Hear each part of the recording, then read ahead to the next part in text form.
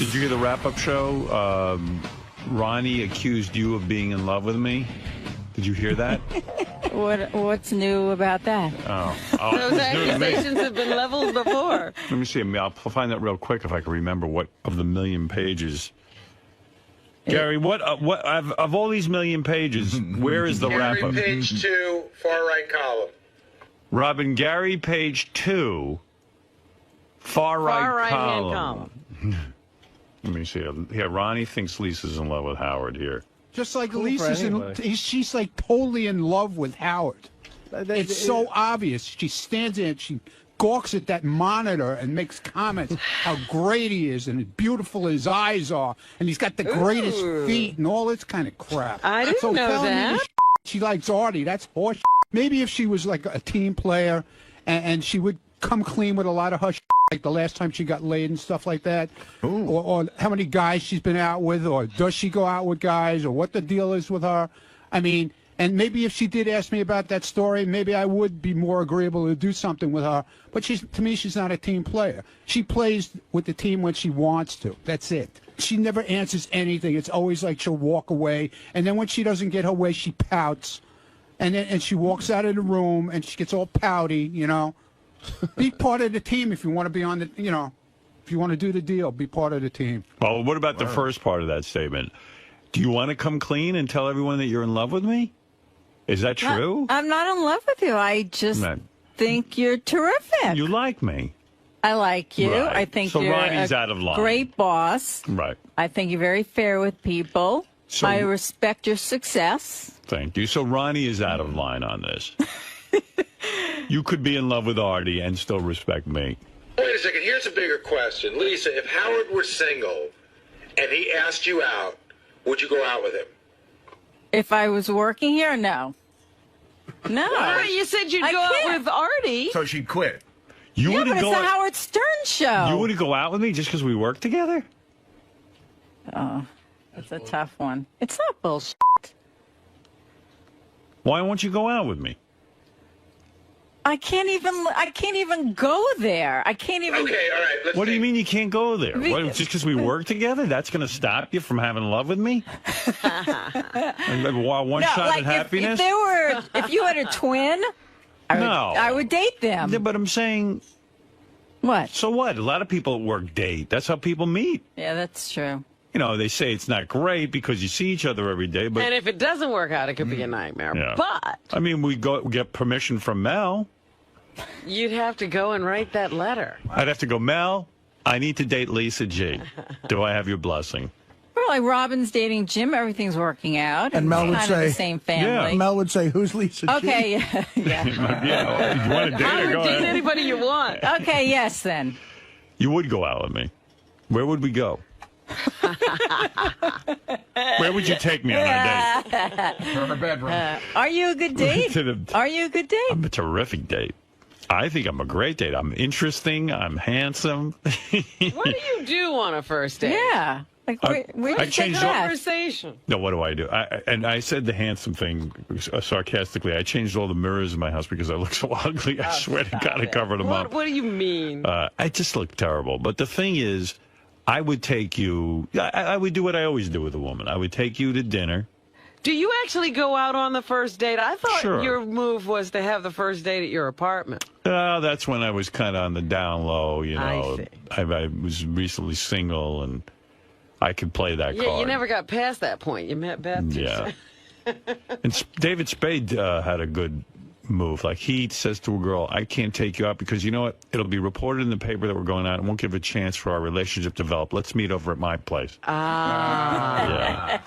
So, like, Lisa and I would have to have a couple of dates at my apartment first. Like 10 dates. At least. Where, you know. Where she slept over. Right, it's hard for you to date. Once my peni goes in the vagina, then maybe we could start talking about going out together.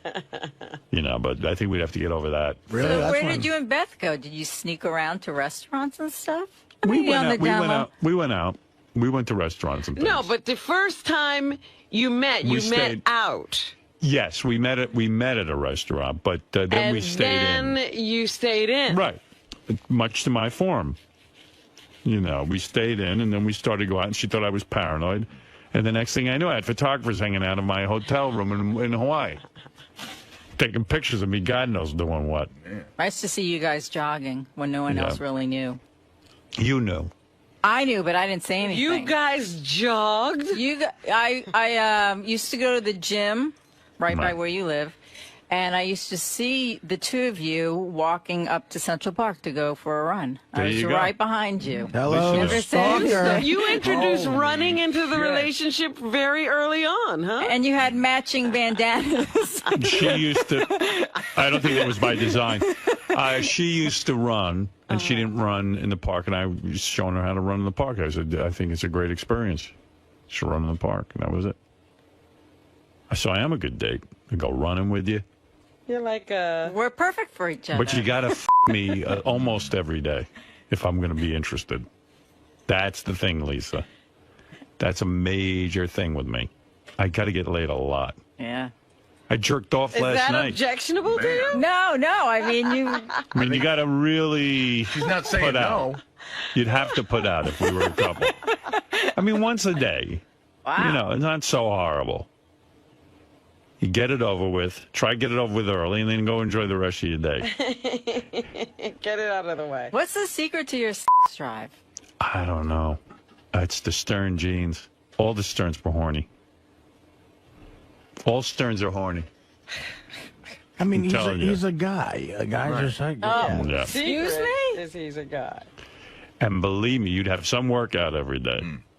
But that's the price of being with me. How's your dad? Same? I think my dad's the same. I don't know for sure, but I know my dad was into my dad enjoys a woman.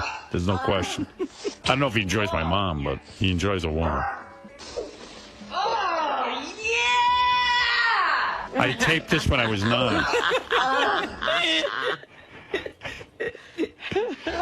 That was my dad with the hooker.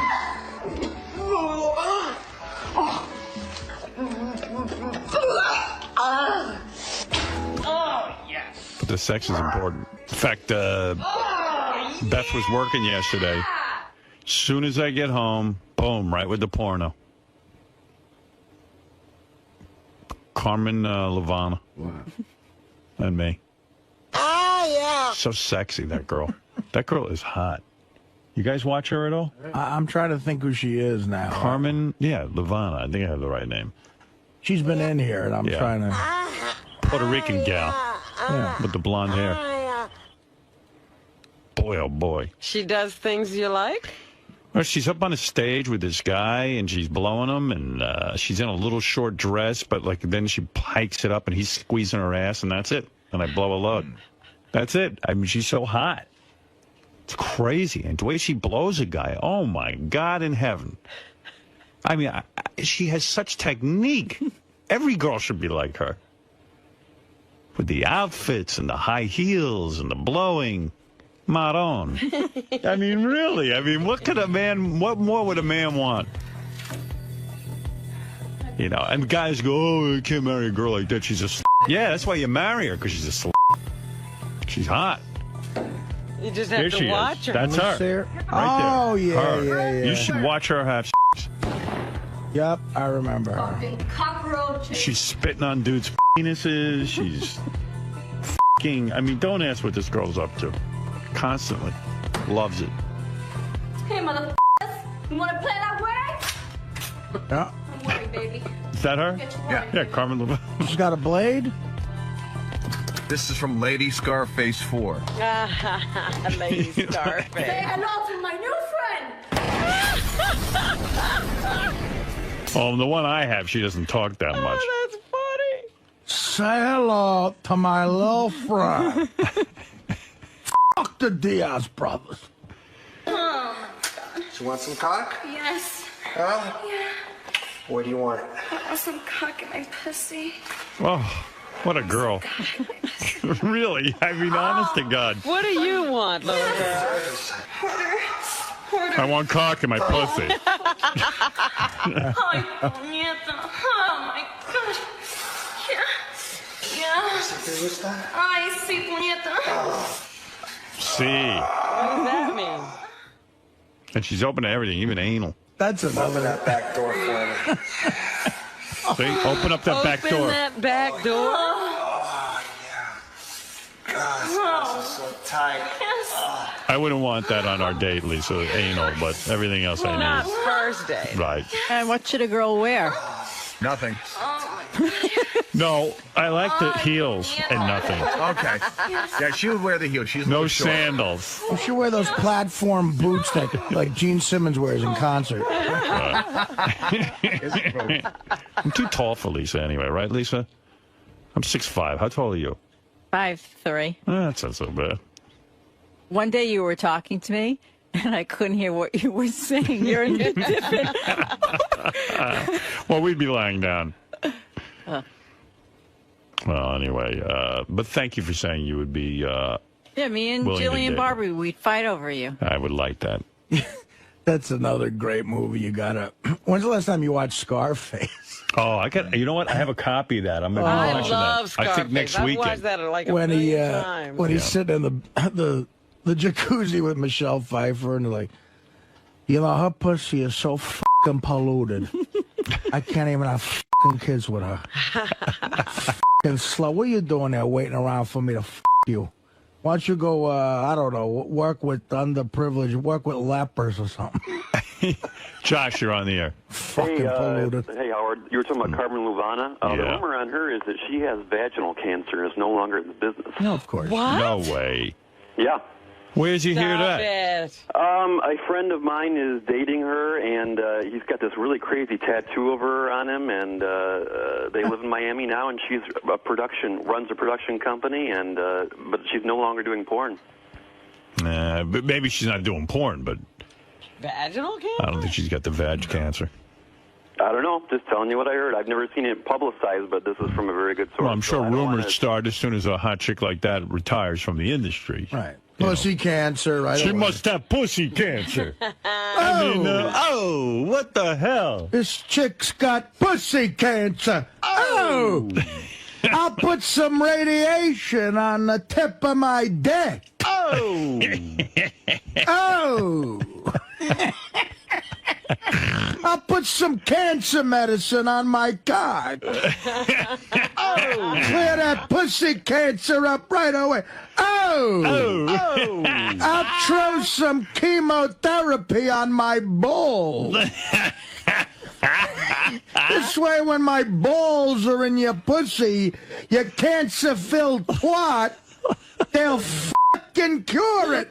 Oh! Hey, you got throat cancer? Because I could cure that, too. I'll throw some throat cancer medicine on my schveen. Hey, Josh. If get in touch with Carmen, Artie says he can cure her cancer. Hey, wait, Howard, before I go. You got ear cancer, Carmen? Yeah? Well, I'll put some fucking ear cancer medicine on my cock and ear your skull out. Oh! In Wikipedia, they say that she announced that 2008 would be the last year she worked, Right. and that she's still flying out to where films are being made. Yeah, yeah. Oh. You got asshole cancer, honey? Yeah? I'll fucking cure it with my super cancer curing cock. You know, you can make big money going on tour as Artie as Dice Clay. Oh, please, he should be in the films. I would love that. Be less pressure. You don't have to be Artie. Hickory dickory dock. I'm gonna cure your pussy cancer with my cock. All right, there it is, Hey, Josh. Howard. Thank you. Yes. Before I go, I got to ask Robin a question. How will you get medicine to her if she has liver cancer? Oh, I'll tell you what. I'll fuck her liver with my cock. Thank you, Dice Hardy. I'll go right up her ass, through her pancreas, over the colon.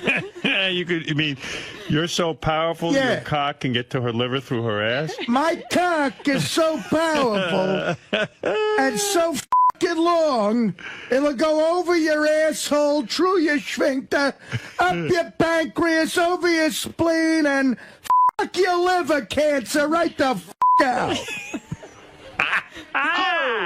Yeah. Wow. Oh, how's that You got any other organs with fucking cancer? And you put the chemotherapy on the tip of your dick? What I do is I have a fucking cute chick doctor who I'm fucking put chemotherapy on my cock. And then I fuck a chick from here to fucking next Sunday. All right.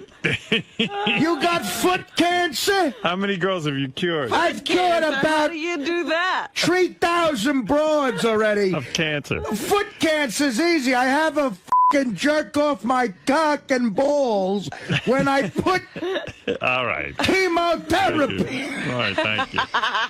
We get it. Oh, my God. You get it? I get it. Anything else, Lisa? Yes, some hot, juicy gossip from page 69. Jason Kaplan's role as the official photographer for The Stern Show may help lead to a new hobby, gay porn photography. According to page 69's Will Murray, Jason recently approached intern turned staffer Kevin Kraft, telling him he should pose for a gay website, maybe posing nude or even masturbating. And Jason, being a good friend, even volunteered to take the photos of young Kevin. What? What is going on? He's recommending what to people? Listen, that's the kind of story that has to stop this show short. What, you crazy? What? What the fuck? Jason's he's looking at a guy and saying, you ought to pose? What? For gay porn sites? And he wants to take the pictures of him jerking off. I don't No. Jason, what's going on with you? Is something happening to you, man, that we don't know about? You want to go to the... Why don't you work with lepers? This kid Kevin gets tons of email from the kid with the tattoos. Yeah, who he does comes the up, wild stunts. Yeah, he comes up to me and he's like, "Dude, I don't know what to do. All these people keep emailing me. Right? They want naked pictures of me. Who does? Gay guys. Where do they know him from? I guess they've seen him on the show. On He's been his on a couple site. episodes. Yeah, okay, go so ahead. I'm like, dude, take some pictures, throw them up on the web, make some money off it if you're going to do it. And then he's like, ew, I'm not going to do that. And I said, I'll take your pictures. I don't care. You want to take pictures of him jerking off? I don't know. I didn't say jerking off. I didn't say that. But naked? Dude, they're blowing the story out of proportion. You really want to be responsible for taking naked pictures of him and starting him in gay porn? Wow. No, do you really want anything to do with that? And why No. do you want to take gay pictures of him? I don't want to. Forget it. This is ridiculous. No. What do you mean it's ridiculous? But you said exactly what Lisa said. You want to take... Hey, I'm not denying the story. Like if a guy said to me, "Hey, would you take naked pictures of me?" I go, "On what planet do you think I'm living? I'm not taking naked listen. pictures." He came up to me, asked me what you should do. I'm like, "Hey, make a buck off it." Yeah, okay, fine. Now, that's advice, but then to go, it's bad advice, but... And Hey, then, Artie, can you the gay out of him with your dick? fucking kid is a thing. I'm going to put some anti-fag medicine on my cock. All right, thank you. Wait, Thank you, but that Lisa. is really... yeah, I mean, it's crazy. So but when you say, what kind of pictures would you have taken? Not jerking off, but... Well, he's like, I'm not the guy on. Right. Yeah, but you know what they want? They want him on his back with his legs spread and his cock and balls hanging out. I didn't think. I just go, look, if Will the Farter's making $3,000 a month for but farting why are into you a... involved? Why are you so anxious to take the pictures? I'm just so anxious to take the pictures. We were talking, so I said. So he's like, well, I'm not f***ing the dude on the computer, and I'm just like, so just f***ing take naked pictures and throw yourself up there, and you'll take them. And what do I care? What, do you mean naked for 2 minutes while I take pictures? Jason, wait a minute, Jason. Why do you want to? I think naked pictures of Richard Christie every other week. Why do you want to get into that kind of work? I'm not looking to get into it. I wasn't ready to start a business. Like, who would suggest to a guy, "Hey, let me take the pictures of you naked"? Jason, that is the weirdest thing I've ever heard. Jason, are you gay? Seriously? No, I'm not gay. Do you have feelings for men? I have no feelings for men. You sure? I swear to God. It's okay if you do. Thank you, sir, but I don't. Because I don't know where you would want to take pictures of a naked guy. That's impossible. No, I just don't care. Like, you want to. No, I don't want to. Like, in other words, you have 24 hours in your day, and even an hour you want to fill taking a picture of naked guys? Wow. No. Like, why would you even suggest that to him? I don't know. Why wouldn't you say, "Hey, you should go be naked on the internet, but good luck"? All right, fine. Hey, man, there's money in it. I don't care. Like, you get paid, you say? Yeah, of course. Oh, yeah, no, I'm going to do it for fun. All right. No, I was just telling him, like, he's like, look, Will the Farter makes thousands of dollars a month. Yeah, and he's a creep, man. I mean, you don't think he's a creep. Hey, easy. I think he's a creep. Will is a Kid's talented. He's a talented creep. There's a lot of them around. Wayne Newton. All right, thank you. No problem. All right, thanks. All right, thank you, everyone. I don't know, man. Kevin was all creeped out by Jason saying this. I should wouldn't be. doubt it. It's like Jason's trying to figure out a way to get his clothes off. I mean, what? You know what? What would you think if a guy asked you that? Like, I I'd mean, say, obviously look. he wants to me. Were you all creeped out when this is Kevin, by the way? Do gay guys really write you and want to see you naked? Constantly. Really? Anytime I'm ever on air or my name gets mentioned in like a news story or something, I get all these messages on MySpace. And it's not just like normal gay guys, they're like aggressive. There's no such thing as a normal Boots gay guy. into you too? Joey Boots had a thing. Oh, that's right. This is the guy Boots wants to Yeah. So when Jason said, I want to take naked pictures of you, were you kind of freaked out? Well, I thought it was a joke. I thought he was just busting my balls until it went on for like 15 minutes. Really? He really tried to sell himself to you. Yeah, oh yeah. I need more ass. If you just put it up in the air a little more. Listen, when you split your balls and you let one of them go to the side, the gay guys really like that. Make your cock really wet and hard. Lick it. Can you try to push your pucker out a little bit? I'm going to spit on your cock so it looks shining, glistening. You don't have enough spit. Maybe I have to lick it a little bit. Rub too. your Hold cock on. harder for me and show me more balls. 15 minutes? Could you knock the lint off the tip of your dick, please? There's lint on there. I'm reading that on my lens. Let me see your pretty feet. You know what? You guys are being funny, but you know, that would really, they'd say like that. Because if you're going to take pictures, you want them to be good. You know he'd eventually go, can you move your cock the other way? Right. I mean, I'm not seeing enough He'd cock. have to be posing him to be attractive to a gay website. Spread your legs wider. I'll get good ball and asshole shots. Your cock is your best feature. Flaunt it. Now open up your ass cheeks so I can see asshole. Oh my God! Now look at me like you like it. Now lick your lips and stick your finger in your ass. There's money in this. Yeah, This is more disturbing than the Wait, you conversation. got fudge on your finger. Let me wipe that off. First of all, Play with your taint. Straddle right over me. how much money is Jason really going to pull down from this? I don't know. I mean, this is crazy. I just bought an Audi. You guys want to do your shoot right now? Yeah. You don't have to take off your clothes necessarily. Yeah, I just want to see him pose you. Yeah. Jason, show me what you would say to Kevin. Like, keep your clothes on, but pretend he's naked. Yeah. Nah, get him at least in his undies. Well, what's a good strategy for gay porn posing? Jason, what would you like to see him do? You want him down to his tighty whities? If you're not so uptight. All right, Kevin. This is your gay porn shoot right now? Yeah, go ahead. Shoot. All right. Pose me. I'll pose you. Just here's what I want you to start doing. Just start lifting up your shirt slowly, like just show off some of your stomach. Oh my God. Go ahead. Ooh, creepy. Could you unbuckle the top button, please? Kevin, don't look grossed out by it. Look into it. Oh. Yeah, I mean you're All trying right, to make get it out of here. I'm gonna throw up from This is already creeping me. That's what he's going to be ever. saying to you. Jason, man. All right, thank you. Hey guys, hold on a second. Kevin, dude, is there any way that you're going to be taking pictures with Jason? The only way I'll be doing gay porn is if I'm going after Jason's big tushy. Look, if the kid wants to leave 10 grand a month on the table, that's his business. I gotta be able to sleep at night. I have a soul. Listen, Kevin's got a lot of fans out there. These guys email him like crazy, and I say give the people what they want. What do the fans, what do they want from you? And did they request anything outrageous? I think the most disturbing thing I heard was a dude tell me he wanted to suck my dick until I begged him to stop. Okay. Now, how do you not tap into a market like that? That's what I'm saying. You got people, we have a product, we have demand. It's a walking gold mine. We have the equipment. As Tim would say, I think man can solve this for everybody. This guy can get virtual Kevin sucking his cock, and Kevin gets some cash. Hey, to quote the great movie Harold and Kumar, just because you're hung like a moose doesn't mean you have to go into porn. See, you know, I'm not Not getting. saying I'm hung like a moose. I'm not getting this. Kevin is the one that would obviously be benefiting the most money-wise, but Jason, you're the one who's really pushing this. Dude, benefit the most money-wise. If he's pulling down 10 grand a month and I could get 3 grand of that, I'm benefiting. Yeah, That's my agent, my gay porn agent? Yeah, 30%. That's how it works in gay porn. All right, thank you. Any chance he's even Afraid taking not. pictures? Sorry, gentlemen. Not happening. The monster is staying in my pants. Hey, you know, I don't even know if I want to get into this. What?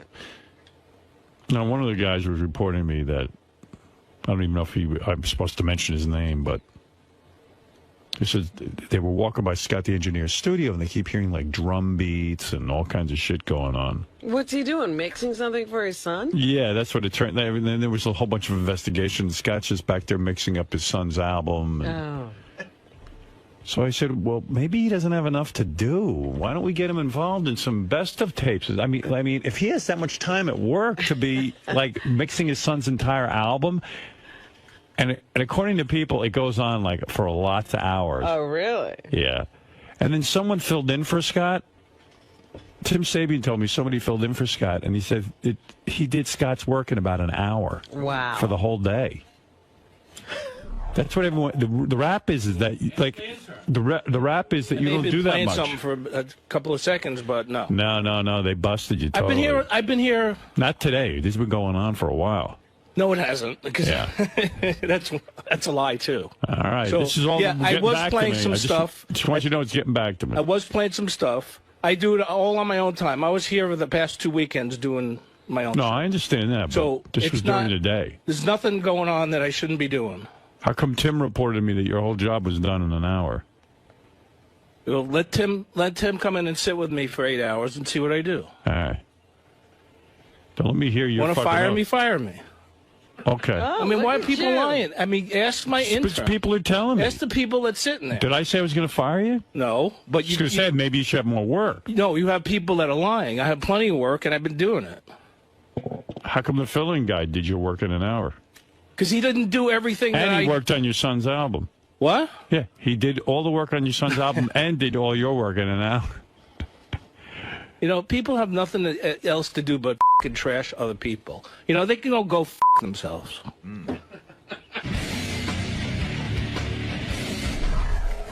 Scott, who do you think's lying about this? It's fucking, you know, Jason and Will and, you know, the whole bunch of people over here. Who else would it be? I mean, who else paid $69 and all you assholes in there? Who else would it be?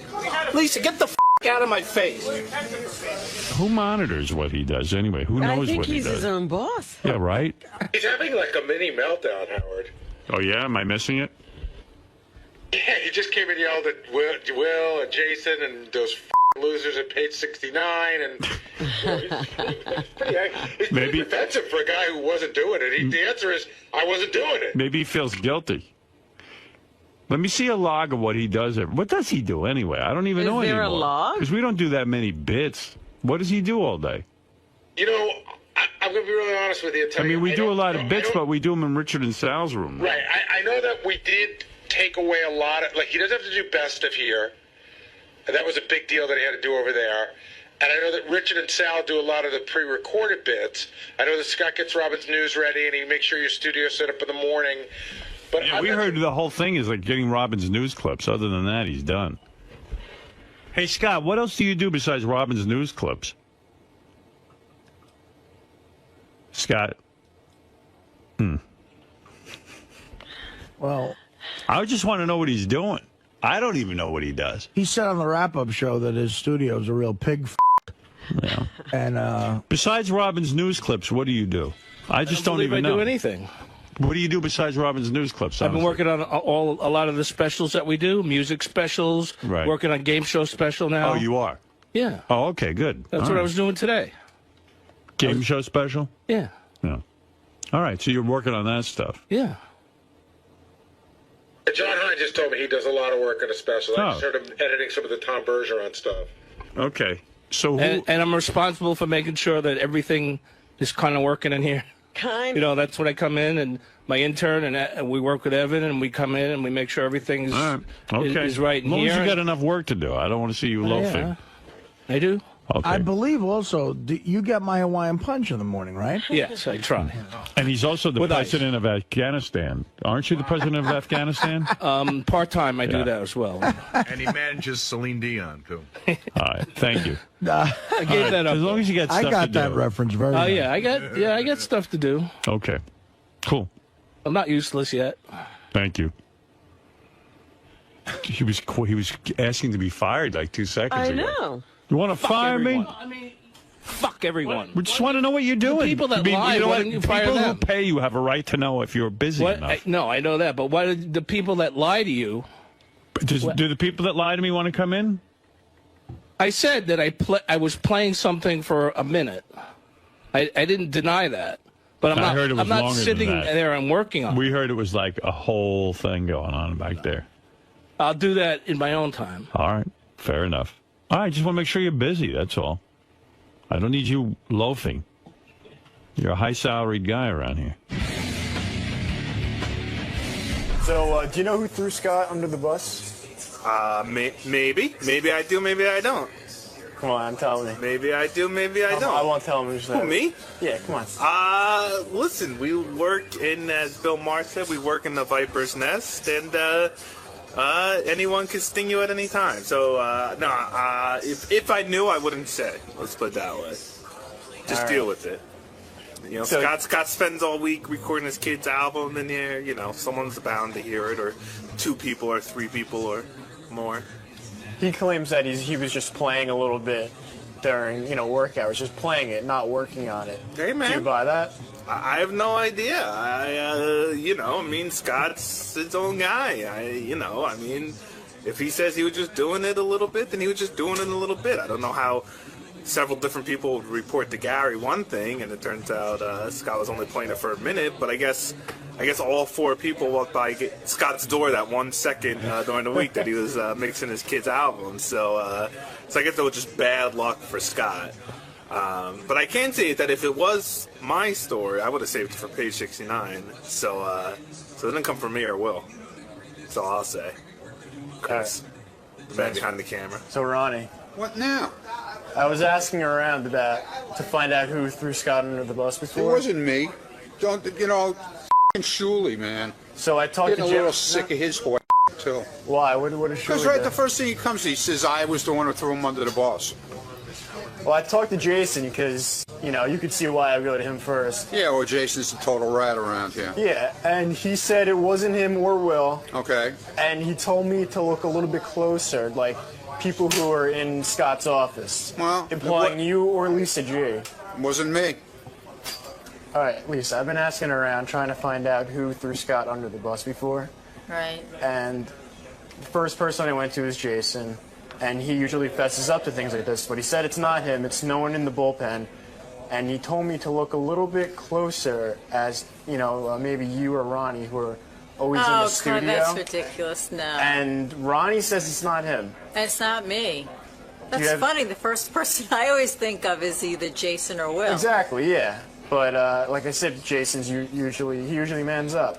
No, I'm not back here that early to hear him play stuff like that. So it's someone who's here before the show starts, who's back here in the bullpen.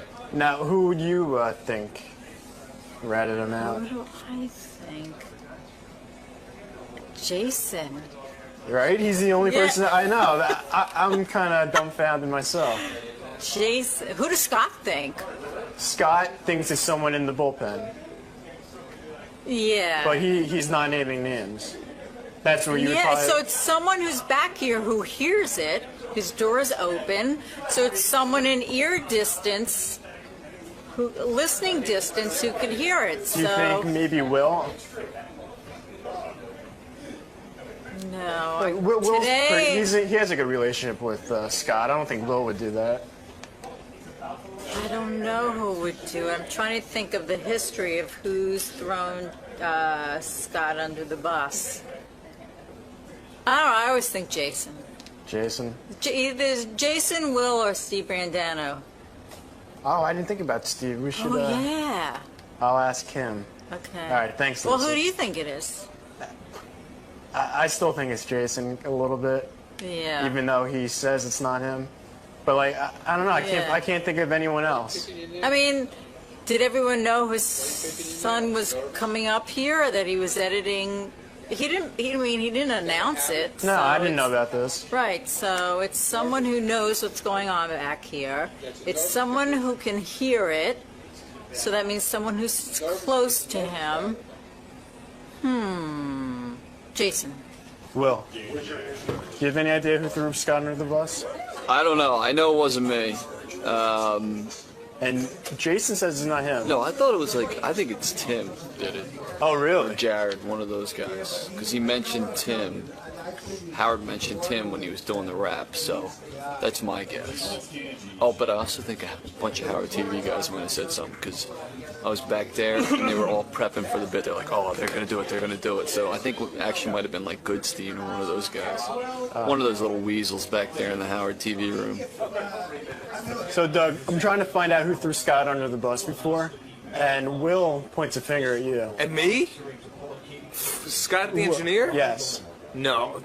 How would I know that? Will said something along the lines of that you knew that the fight was coming up. You were kind of prepping it. Dude, dumbass, I was in the studio and they pitched it to Howard. Duh. Well, he's saying it to you. And then my job is telling that we should be ready with the camera and what's coming up. Come on, let's go talk to Will. I bet you I know who it is. We'll play this tape back. He said, he pointed at it. He said the Howard TV guys, especially you. You think I knew about Scott? Hold on. I would say this guy knew about Scott. I don't think it is. I would say he. First of all, I think you heard Gary explain that he had an inkling this was going on, then sent out spies to look into it. Yeah. I would have saved anything for a page 6. If I was the spy, I would have made it a page 69 story. Yeah, let's watch this. You want? Gary? What's up? Was I your spy for the Scott the Engineer story? No. Thank you. That's it. See? That's it. Case dismissed. I really had nothing to do with it. No, I didn't think it was you. Oh, wait, you're asking Doug and now we're trying to deflect on me? Everyone's fucking trying to deflect on me. I didn't do it. You got the reputation. Chris, you're on the air. Go ahead. What's up, Howard? Hey. I want to know what happened with Miss Howard TV and Artie at Letterman. Hey, did you bring that chick to Letterman? Yeah. Yes, I did. Oh. She's very nice. Look at you keeping things quiet. Did you cure her vaginal cancer? Oh, she doesn't have it yet, so when she gets it. She's still at your apartment? She won't get it. Did you examine her to make sure she didn't have it? No, what happened was somebody dropped the ball out there. She wasn't, like, I'm glad I sort of re-brought it up at about 2 o'clock because there was an early taping at 3:30, and I said, Ted, what's up with the broad? And he goes, oh, I don't know. I didn't talk to him. What do you mean you didn't talk to her? Because it's not important to him. Yeah. So anyway, I had my female assistant, which is very awkward. To have her coordinate. Now you have her calling girls. Well, it's hard to have a female trim coordinator. I'd leave that with Teddy. Yeah, but no. Anyway, she was already like home in another borough, and I said she thought we were kidding. I said, of course we're not kidding. What are you? Oh, come on, this is. Yeah, you're hot, and I want you. I mean, this is my full court press, man. All right, so you bring her. So she says she showed up. She looked gorgeous. Right. Shorts, and she dolled herself up, and she looked beautiful. Yeah. And she really, was respectful, and I tried to do all the things like in front of her, like talk to the segment producer. Right. He gave me my notes. Art, Dave like this. And this. Did you have a limo pick her up or anything like that? Well, no. She came into the city, and Teddy met her a couple blocks away and walked her over to Letterman. Okay. And then I made sure that Teddy showed that... I said, Ted, say that in front of her to the security guard, this is a guest of Mr. Lange. Right. And I think he did that. And then there's a green room in my dressing room. You just wanted her to see someone call you Mr. Lange? Right, exactly. Right. Okay, God. Of course. And then have a response to it. Yeah. And then... the security guy said, is Jessica Lange on the show? And we went up to... Who is Mr. Lange? Mr. Lange? There's no Mr. Lange here. We went up to the dressing room area. And this could not have been any better. Go ahead. The first guest was Sir Ben Kingsley. Right. Yes. Right. So this guy, who's a good friend of Vinny and mine, he's a nice guy, Tom Bernard. He's a bigwig in showbiz, and he produced Ben Kingsley's last film. Okay. So he kind of knows me, and right in front of the broad, this was like, if I wrote the script, it couldn't have been any better. What happened? He comes over to me and says, Sir Ben Kingsley would love to meet you, Artie. Wow. I mean, come on. And you like, say, hey, so, what you're supposed to say is, fuck him. like Don Rickles with Sinatra. Yeah, right, yeah. Like, Did you say can't you see I'm with people? Does she even know who Kingsley is? She said... she probably didn't know, but she knew he was important because he was a sir. Yeah. Yeah, she... Hey, Artie, who's Ben Kingsley? Right. Tell Ben Kingsley Mr. Lange is busy now with this young lady. Yeah, it was gone, gone. He will meet with a guest, but only on the protest. She knew it was Gandhi, though. Right. She knew Gandhi. Yeah.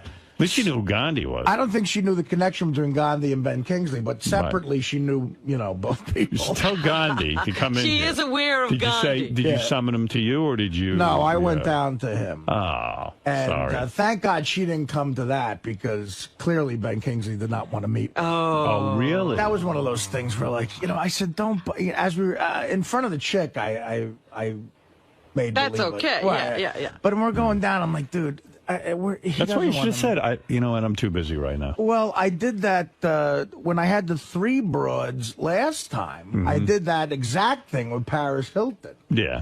That's cool. I Like, said, you don't I don't want to be running around for Paris Hilton. That's what I said. I don't want to meet her. Say, I wiped my ass with Paris Hilton. Right. Oh. Tell Paris I can cure her f***ing twat cancer. Oh. So I get down there, and Ben Kingsley he walks right by me, and then so now the guy has to. So how does that come about that they say that Ben Kingsley wants to meet you? I think the guy was trying to show me that he could get me to meet Ben Kingsley. Oh, I don't know. Who cares even? So he said no. Now he has to grab him before he goes into makeup, and he goes, Ben, this is Artie Lange, and he goes, who? And he goes, are you the chap who's on after me? He said, chap. I said, yeah, and I was like. I tried to think of some small talk to say, like, I said, yeah, don't get too many laughs out there, man. I gotta go out there and be funny. Don't kill the audience. And he goes, I assure you, I am not concerned. What he said, well, he kind of said, he goes, you have no worries there, my friend. Actually, he was very charming, I mean, as long as he's about 2'8", which as long as you're not bringing the chicks, just have Teddy walk in and say President Bush is downstairs and wants to meet with you, Artie. He wants to know what you think of the Iraq War. Well, tell him I'm against it. I'm a Barack guy. Right. Have someone bring you a phone and pretend you're on with President Bush and he's wishing you luck. Yeah, hello? Oh, yes, Mr. President. Thank you. That would seem contrived. You think? She wouldn't have known. You're a good actor. But that was cool. So I went up and did she kiss you hello and everything when she walked in? Just a quick. There's a million people around. Right. But was she like, But meanwhile, you're thinking about her the whole time. Well, I just wanted to make sure she was comfortable. Yeah. And so I was very attentive and everything. And then we all went down to the green room. I showed her where to sit. In the green room, I said, "This is probably you're comfortable here." And Ben didn't have a big entourage. Like with Paris Hilton, there were 40,000 people there. So she's in you there. couldn't get another person in. Yeah, right. But Ben Kingsley, very unassuming, like you'd expect. And you should have had her sit in the control room. Dave, do you mind? Dave, I'm going to need to impress this girl. Dave, I'm trying to get. You should have let her direct the show, Artie. Yeah, I'm trying to get a little poontang, Dave. You should just brought her out with you and go, Dave, this girl. Just let her sit here, okay? I should have gave her my notes and said, just do my interview. Yeah. Sit on your lap. So, but then, of course, I'm sweating like a pig, and I'm all worried about that. But I let her stay in the green room, and it was going great. She was, happy, nice, and everything. And then they bring me in, and in Letterman's studio, it's literally 2 degrees, literally. And I usually don't mind. I can't believe you were sweating in that. I know. I was sweating before. I was sweating before I went. Yeah. So now they keep. By the way, is this sweating thing a new thing since you got fat? It's the thyroid. Is it? and the liver and the So fat. you never used to sweat, right? No. Wait a minute. no. Did you actually get your thyroid checked out? No, but I know that's it. So He's got no hair on his arms. So you do the math. I go in and usually when they bring you right to the inside the studio there, he's about to bring you out, Right. but he had to tape something for the governor, asked him to tape something. I don't know. So that was like 10 extra minutes of me shivering in there, sweating. I thought I was going to get pneumonia. So you were sweating even with that sub-zero temperature. Like Well- they stuck you in a refrigerator, you were still sweating. No, the sweating stopped. It just But you just turned got into cold. shivers. Right, like icicles. Yeah. Yeah. But it wasn't enough time for the sweat stain to dry up, so I still had that when I went out there. It was a mess. But anyway... Yeah, I don't understand how you had a big sweat stain in the middle of your belly from being in that refrigeration But situation. I got it before I went. I know, but what, it freeze? It must have I frozen don't into know. your shirt. I don't know. It was still there. Right. So, like you said, it was a good spot. It went really good. Like, and then afterwards, So what did you she come back out. I got a lot of laughs. Into the green room. I got out in the green room. There was a lot of people in the green room, and I got like a big round of applause when I walked in the green room. It went very well. Okay. And she was like, "Oh, that was great. Thank you so much." And very, very nice. And we exchanged numbers. We exchanged text numbers. Why don't you take her to dinner? And well, she didn't have time to go to dinner. Oh, and she said, I don't have time to go to dinner? you know. You said to her, you want to go to dinner? I said, we're all going out afterwards, maybe, and she was like, well, I have to get back because this was unexpected, whatever, But she... What is she busy with? But she texted and called me about 3 times over the week. Oh. Really? So... What did you write back? Yeah, I said, unfortunately, I was doing the man cave thing all weekend, but... Why don't you bring her over for that? Yeah, she could have hammered a few nails. Would have been exciting, a TV crew in your house? I mentioned Are you crazy? it, but, I guess she was busy doing... She like models and stuff. She's busy, I guess. But, we made arrangements. I got to go to Dallas this weekend, of course. I'm never around. But, we made arrangements to have dinner. This week? Well, yeah. What's good about it is I don't have to fly to Dallas till Friday. So Thursday. Take her out Thursday. Thursday night? Yeah. Where are you taking I her? think I could do... Well, I don't know. Take her one of them fancy joints. Some banger. There's a million places. You meeting her? Are you picking her up? Where is she? Oh, I don't know. It's Monday. We'll make all those plans. Man, look at you, bro. Now you're handling nice. things. All right. I like that. Is she a possible candidate for the wedding? Would you bring her to my wedding? Let me tell you something. I've got some candidates there. Oh, do you? She's Who are you going to bring to my wedding? Put it, her name's in the hat. Who else you got? You got some real good ones? Actually, there's a couple of girls that I know of that I might take. Nice. A couple. One in particular is the hottest girl I've ever met in my life. Really? Literally. And ever you met banged this girl? I mean, No, don't waste no. it on a chick you I've haven't never banged. banged this girl. No? I've never banged. One of the girls from up here. Why don't you have a tournament with all these girls? Bring them in here, and we have a tournament. And the one that wins, and I mean it's like an American Gladiator kind of thing. And the one that wins gets to go to the wedding. I'll tell you. Would that be cool, Robin? Two of them I would love it. Two of them might go for it. The really hot one, I don't think would. The really hot one doesn't live in the state. That's the problem. But the one of them that I might take up here, I have had. Why would I've you? had sexual relations with. Why would you consider this for a girl you've never had? Because it might get her to have sex. Exactly. You think that'll be the closer? Of course. Listen, You think? I was able to bang one of the broads without the wedding. By the way, my wedding's going to be sort of boring because I don't have. Don't worry about it. she'll I be know happy. how to fucking yap it up. All right. It's not going to be boring. She'll, You'll be the What only happened- one there bored. What happened to that girl's boyfriend? Is he out of the picture? Did she break? That'll give her time to break up. If you go out with her Thursday, she can break up today. And That's the other thing. She texted me back the next day and said she got like hundreds of emails asking if I took her to Letterman. And she also got some very disturbing Photoshop pictures of what her and Ganji's kids would look like. And what her and my kids would look like. But I got to say, I'm a little worried about my relationship with Ganji. Why? Because afterwards, I was maybe I misinterpreted this, but afterwards, Ganji wasn't really looking at me or talking to me after that whole thing. Ganji didn't have, he has no rights. The girl liked you. No, but she also didn't have proprietary rights. She did say she likes Ganji, too. But Ganji hits on every chick who walks through there. Right. You know, he's just fishing. He can't claim every fish in the ocean because he's got the pole in the water. And she from the first time she walked in here, she had a thing for you. Really? Yeah. Because listen, the boyfriend thing is another question mark. I don't know what's going on there, but the way we were talking, it didn't seem like she had a boyfriend. This one's yours. I'll fire Ganji if he makes a big stink about it. That's what I was going to ask you to do. Just get rid of him. All right.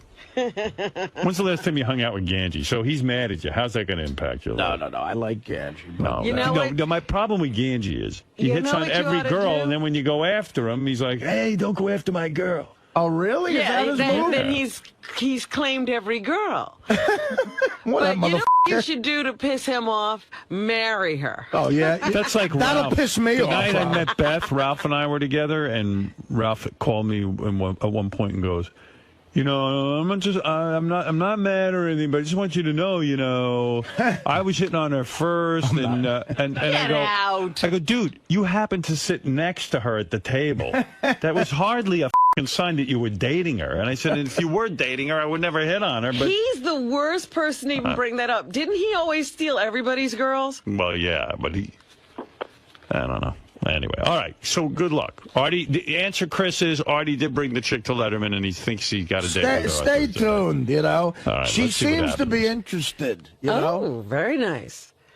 I'm getting word that Ganji actually really is upset with Artie for taking that girl out. Really? Because he's like, I was working her for 2 weeks, and now Artie has her. Meanwhile, he wasn't going anywhere with her. Working her for 2 weeks. Yeah, but you know what I'm telling you? I figured that there's more to it than meets the eye. And if she wants Ganji, she can go get Ganji. The reports are from several people that he's really mad at me, and I feel bad. I like Ganji.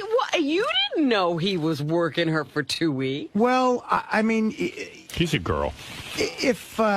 I mean, look, this is a hot chick, that's a big score for me and Ganji. But he's coming at it like it was his girlfriend and you stole her away. Yeah, but look, he hadn't even made a play. It's sort of a guy. And you know what's sad? Because he puts in time with these chicks, and he knows her brother's name. He probably knows where she went to high school. I got to tell you, Howard, if I was on the shoot for the bowling thing for some reason and saw that, I would never, ever make a move on it. That's the difference. You didn't see it. Wait a second. If you saw her talking to him, you wouldn't go on over and talk to her. And I knew that he was that into her trying for it. A guy doesn't do that to a friend. You don't swoop in and do that. I would be mad at me.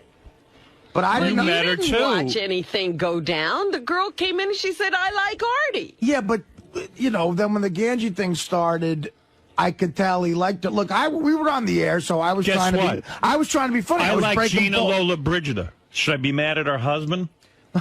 Well, she's too old for you now.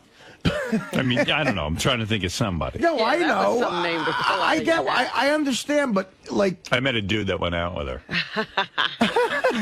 if you're really into a chick, I like Miss September. Yeah. From Playboy. Right. Am I mad at her boyfriend? No. I saw her in a magazine. I think it's different. I don't think it is. But that chick... One thing if he was dating her and then all of a sudden you start dating her, that's a whole nother story. That chick is a score for either one of us. And Ganji was working her and she's nice. And you know how you get with...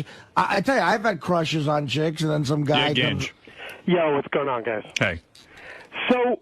I'm not 100% mad at Artie. I mean, I love Artie. So what percentage are you mad at? And don't downplay it here on the air because I got the inside scoop. You were pissed. No, I just hope Artie knows that I'm still. This is not. I don't want to make it a competition. This is not a competition between me and Artie. But you're still into her. Yeah, no, absolutely. So you're going to still continue to try for her? Absolutely. Okay, well then you know what, Ganj, I am going to bow out of this. Oh no. I am. You do your thing, man. But he's not going to get her. No, I know for a fact she likes Ganji. I do. He's not going to get her. She likes him like she likes her father and brother.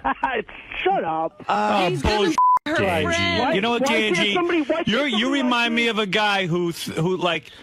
You brush up against a girl, and now you own her, and no other guy can hit on her. You're ruining this fucking guy's chances. Listen, why aren't you doing this for me? Why aren't you going? Right. I mean, what? But wait a minute. I'm not doing this for you. The girl said, I like Artie.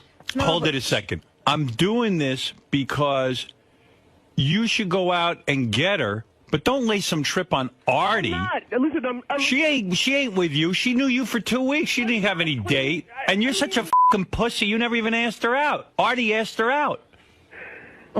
You're a fucking pussy. I seen you with chicks. I'm not a pussy. Did you ask her out? No. Okay, that case closed.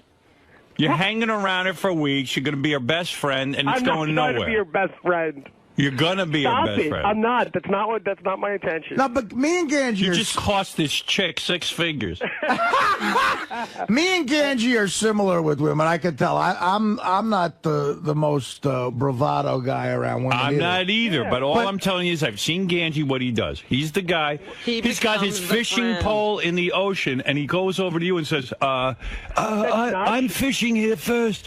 The fish are here for me."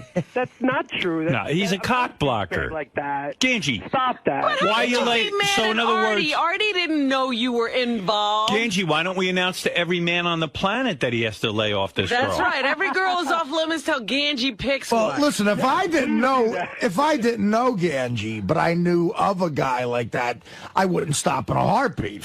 That, of course not. But we're friends. Yeah, but wait a second. Why can't you go out with this girl, and why can't Ganji? Let the best man win. Howard, listen, it'll create such weirdness. I've seen this happen before. Get over it. No, I don't. Ganj, you know what? You've known her longer, and I understand. And I barely know her. And how about he hasn't asked her out ever? You're not going to go out on Thursday with her? You already got it. Oh, I'm not. I'm going to. You got a date with her, and you're I gonna... don't have a date with her. Nothing's official yet. We talked about it. You're insane. Listen, dude. Ganj, I think you should. Man, and this is what men do. No, they don't. No real man does this. No, you're a fucking pussy. I am not a pussy. I've told you that your whole life. You're a pussy. Why am I a pussy? Listen, Daddy can't get you this girl. Sorry. Daddy to get me everything.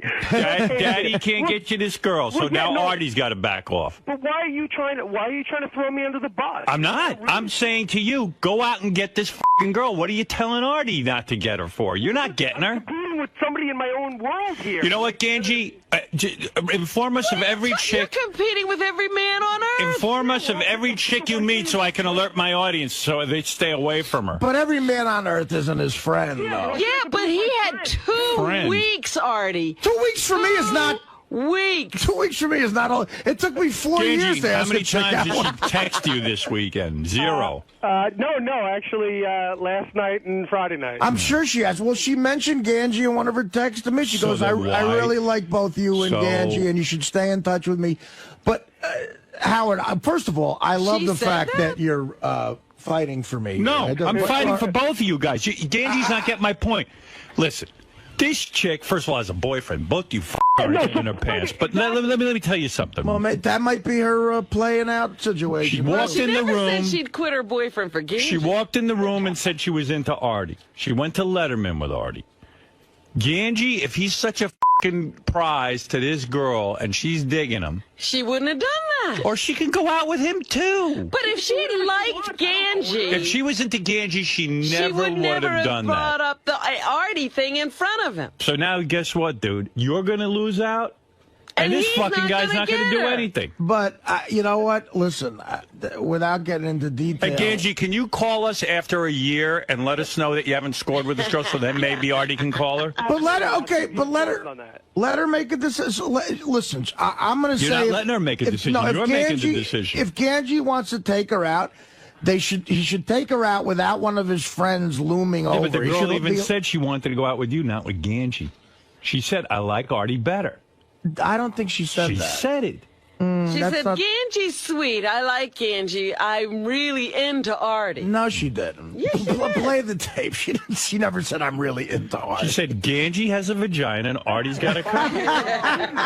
Well, that's one I got over. Gange, I'm not against you. I'm for you, but I just know how you are, and I know that you're just like laying claim to this girl without any fucking context whatsoever. Because you worked with her. She did Bowling Beauties, and Gange was there, so now it's his girlfriend. Listen, I kind of feel like I like asshole. her. I think she's, obviously really cute. I think I have a lot of, I like a lot of things about her. You know, when a dog... Can I tell you something, Gange? I'm going to give you a little lesson in life.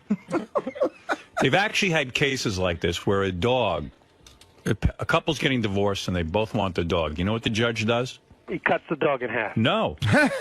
No, that would be stupid because then the dog would be What he does is they have each owner stand on opposite ends. Yeah. And whichever the dog goes to, right, that's the person who gets custody. It's really the girl's choice. A dog, not a human being. Yeah. So let's put her on all fours. I'll stand on that side of the stool. All right, what is it, Doug? Doug Goodstein, executive producer of Howard TV. She doesn't only have a boyfriend; she has a live-in boyfriend. Yeah. No, wait a minute. No, that's not the information I got. Oh, that's what we got. We did a shoot with her in her apartment. Okay, I guess with the living. Well, you know what, then, Gange, maybe she's a little player. No, you know what? Give her to Gange. Well, she's playing everyone. Well, she's not playing anyone. Gange thinks he's in a relationship with her because he's talked to her a couple of times. He was smitten with her. I mean, he really. No, I really. But guess what? A lot of guys are smitten with him. And you know what? Gange needs to hire his father to go out and rub out every guy in the planet who's smitten with her. Guess what? A lot of guys are smitten with her. But guess what? She ain't smitten with Gange. Yeah, but you got to make a play. Can I tell you something funny? That we did profiles for the Bowling Beauty, so we went to her apartment. We asked her a shitload of questions. Doug, you saw how upset Gange was. He was really pissed at Artie. Yeah, it's more than 2 weeks. It's going on for like 6 or 7 weeks that he couldn't. Gange can't stop talking about this girl, but I think he's being held back by the fact that she has a boyfriend. Yeah, well, that's typical. But Artie, he's going to make suffer. I'm not going to make Artie suffer. May the best man win. Let them have a cop I mean, I'm not a pathetic slob. I'm not going to suffer if I don't get No, you know what I'm saying. I mean, without getting into any detail, I've been doing all right for myself. No, I'm not single, saying that. But Gange's been knowing this chick for 6 weeks. He sits home and beats off to her, and he thinks he's in a relationship with her. Well, Gange's clearly more into her than I am, at this point, because I don't know her he's going to get to go out with her. I feel as a friend... How do you lay claim to a chick you're not even going out with? As a friend, I should let Gange have that. All right, Gange. Artie's backing off now. You ran into a really nice guy, Gange. Artie is a great guy. Hey, Gange, go get her. Gange felt this way about Britney Spears. He had a big poster of her on his cubicle. Remember when Gange could get Tori Spelling? Yeah. How about this, Gange? You have 28 hours to make something... I mean, what's the... He had 2 weeks. That would be great. 6 weeks, Robin. 6? That would be great for the air. It's been about 6 plus, probably closer to 2 months. He's had 2 months, and the girl doesn't even know yet. He hasn't even asked her out. Right. We met her at the end of March, actually, so it's more than that. Since March, you know this girl. At what point are you going to ask her out so other guys can go out? Well, I had to wait till Bowling Beauties was done. I didn't want it to be a conflict. Oh, my God. What are you talking about? She I didn't want, Gange, text her now and say, would you go out with me tonight? And if she says no, let Artie get his shot. First of all, she's probably home loving all of this. Yeah. Second, but what Doug just said. You two are fighting over her, and she's got a boyfriend. What Doug just said, a live-in boyfriend. The boyfriend isn't fighting over her. I thought it was way more casual than a live-in boyfriend. I'm like, that's ridiculous. This broad's she might be a liar. What else you got? We also asked her who she liked, on the staff or at the show, and she said Greg, the camera guy. Of course. And then Ronnie told me that she wanted to make plans with him too. I'll tell you what, with Ronnie Mund? That's what he just told me. Yeah. Ronnie Mund? So she might be a big flirt playing everyone. Yeah, so you know what, Gange? Her. Just that's ridiculous. Ronnie. Yeah, Ronnie. Well, they live near each other, so she said, "Oh, we should make plans. You know what, we'll walk the dogs together." All right, okay, I've had enough of this. Gange, she's yours. You win, Gange. You got the prize. There you go. Artie's backing off your girl.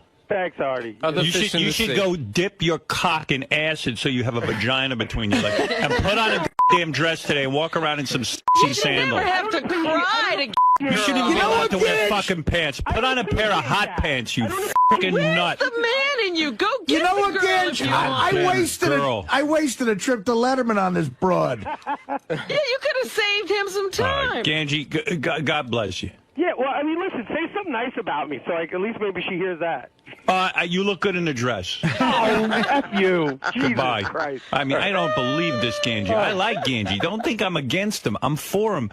But when do you have to get help to get a girl from another guy? If you do, don't go with her because it's going to only be I'm a not disaster. asking for Artie's help at Yes, all. you are. You're saying back off. You're saying Artie can't go out with her. Artie really It's your likes girlfriend. her. He could try to go out with her too, and not listen. But He already has a date with her. I don't, though. Same thing. Listen, based on what I'm hearing Doug saying about Greg and Ronnie, the live-in boyfriend, and the such a great comedy duo, and then I think Cheech got a little full of himself with the acting. Well, he lives in Malibu, you know. He hangs out with Geraldo, you know. Right, his fancy friends. The parties, you know. So how do you guys? Golf. You've been to golf. Yeah. How do you guys end up getting back together again? Well, I wrote that book. Right. This book, the unauthorized autobiography of Cheech and Chong. Cheech and Chong. He had nothing to do with it. Was he upset that he didn't have anything? Yeah. I mean, in other words, if there's a Cheech and Chong story to be told, you would think Cheech would be a part of it. Yeah. Right. Yeah. But you said, hey, this cat's not calling me, so I'll write the fucking book. That's right. That's right. You were there. You know everything that happened. And I'm the writer. You know. Right. And so I wrote it. So he picked up the phone and said, wait a second, if you're telling my story... Well, more or less. More or less. What he did, him and his managers put a tour together. Right. And they offered me the tour, and I said, you know, I'll do it if provided, you know, my wife opens the show, and he said, yeah. Before that, he wasn't really thrilled to having my wife anywhere near the group, you know, the two of us, yeah. What was it like? I mean, how long had it been since you had any kind of communication and seen your former partner, Cheech? Well, we were talking about a movie just before I got busted. In fact, when I got busted, that ended the movie idea. He distanced himself. Yeah. But I mean, here you had a lot of bitter feelings. I'm sure he never visited you in jail. One time he did. I mean, he came with Larry Charles, you know, the guy that was going to direct the movie. They came out one time, but Cheech was, you know, he wasn't too comfortable, you know, being around that kind of environment. You know? I thought he did say a few things when you were going through all the legal battles. Oh, you did? Yeah, he stood up for me, you know. Why, so what is it like when you walk in the room and there's Cheech, and now you have to, I assume, put together your comedy show? You're going around doing live comedy now. Well, we did it. What was it like sitting in the room with him? It was incredible. It was incredible. It was incredible. It was like we'd been off for 2 weeks. Really? And you were able to jam? And it was fun? It was so much fun. Still the pot humor, or did you feel you were no longer capable of that? No. It was a Cheech and Chong humor. That's the only thing we could remember. And how many dates did you do together? We did 6 shows in La Jolla, in a little small comedy club. And was it mostly your greatest hits from all the Cheech and Chong albums? It was the only thing we could remember. So there were no new references. In other words, you went in and you gave the people what they wanted. It's almost like when the Beatles, if the Beatles could go out on tour, do the hits, give the people what Dave's not here, let's run through the routine. That's it. We did the routine. The good part, the new part of the show was that, you know, I've been doing stand-up for, you know, for like 20 years by myself. Sure. And so to fill in, I would do stand-up. Right. And then my wife, Shelby, opened the show, and she did like 25 minutes of killer stuff. Comedy? Killed them. Comedy. No kidding. Stand-up comedy. And she was good. She was incredible. You love that wife. 6 shows. You must 6 shows. Now, wait a and minute. the last Is show she good, or are you just good. in love? Hey, he's in love. No, she's good.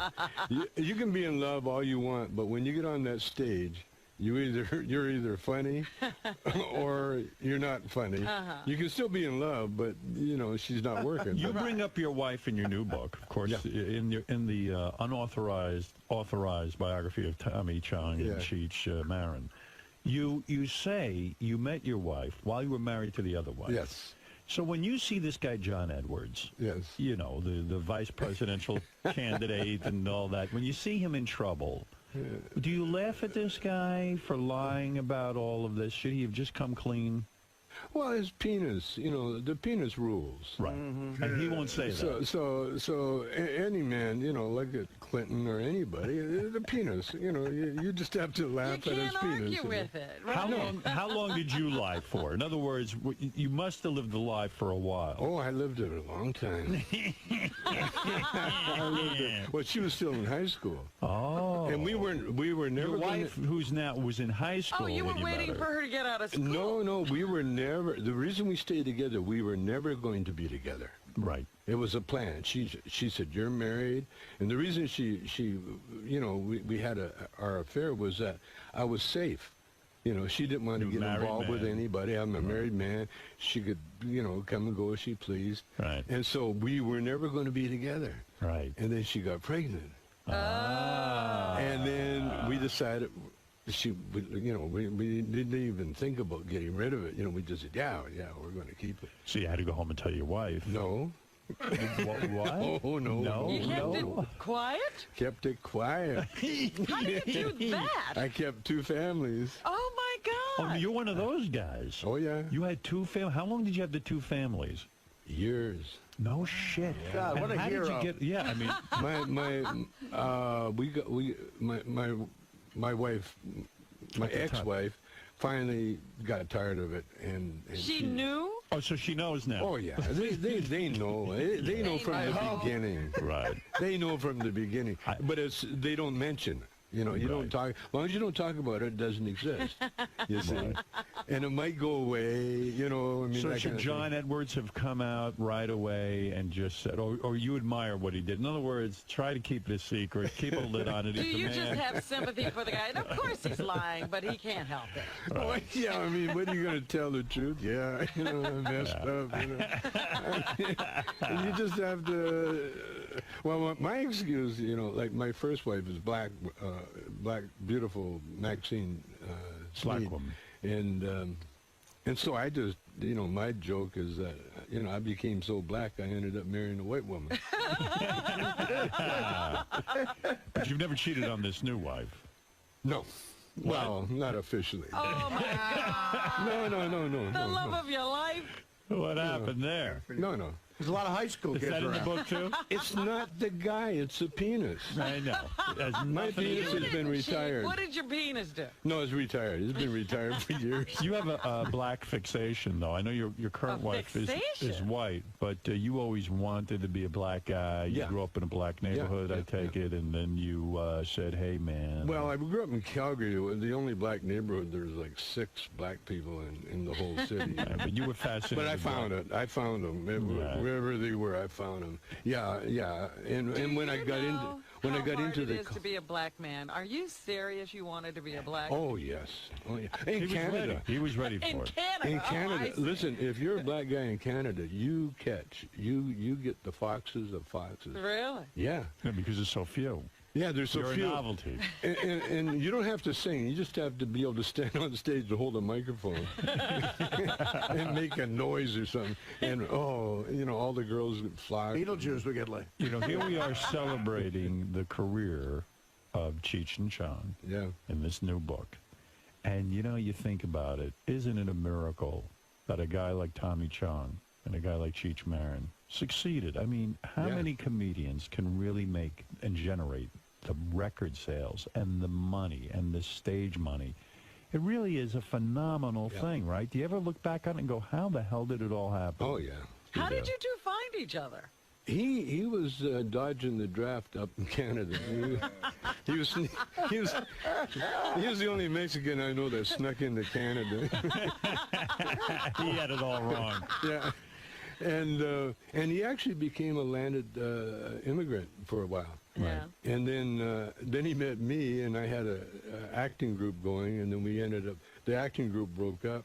He was dodging the Vietnam War. Yeah. So in a way, the Vietnam War, if it wasn't for that, you two never would have met. That's right. So you love the Vietnam War. Oh, well, for that reason. Yeah, sure. Why And we not? had a lot of material.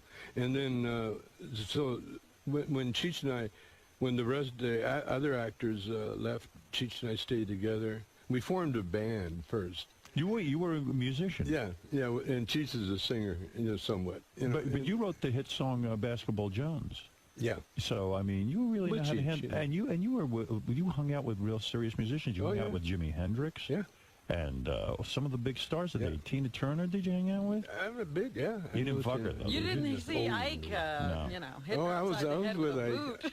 He lent him a sneaker.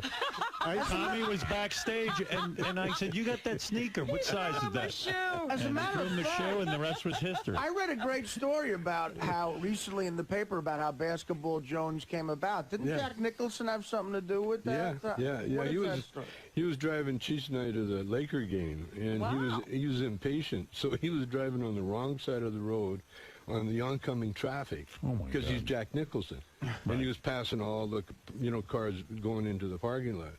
And so Cheech was in the back seat, and every time Cheech got nervous, he'd sing and make up words for different songs.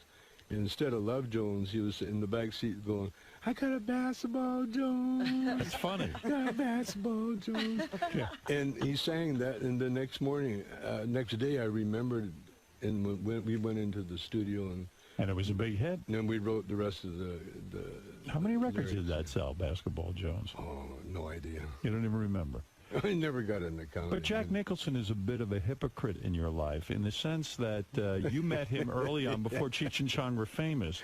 Yeah. And he basically told you to fuck off, didn't he? Yeah, in a Jack Nicholson way. Where were you? Where did you meet him? At a party? It was at Lou Adler's house. Lou Adler was a big record producer. Yeah, and he was our producer. Right. And he discovered us, and we had I think we had a record out by then. Right. Dave's not here, but no one really knew who we were. Right. And so we were at this Lou Adler party, and everybody was there, like Mick Jagger, and I went into this room to smoke a joint, and John Lennon's sitting on the floor.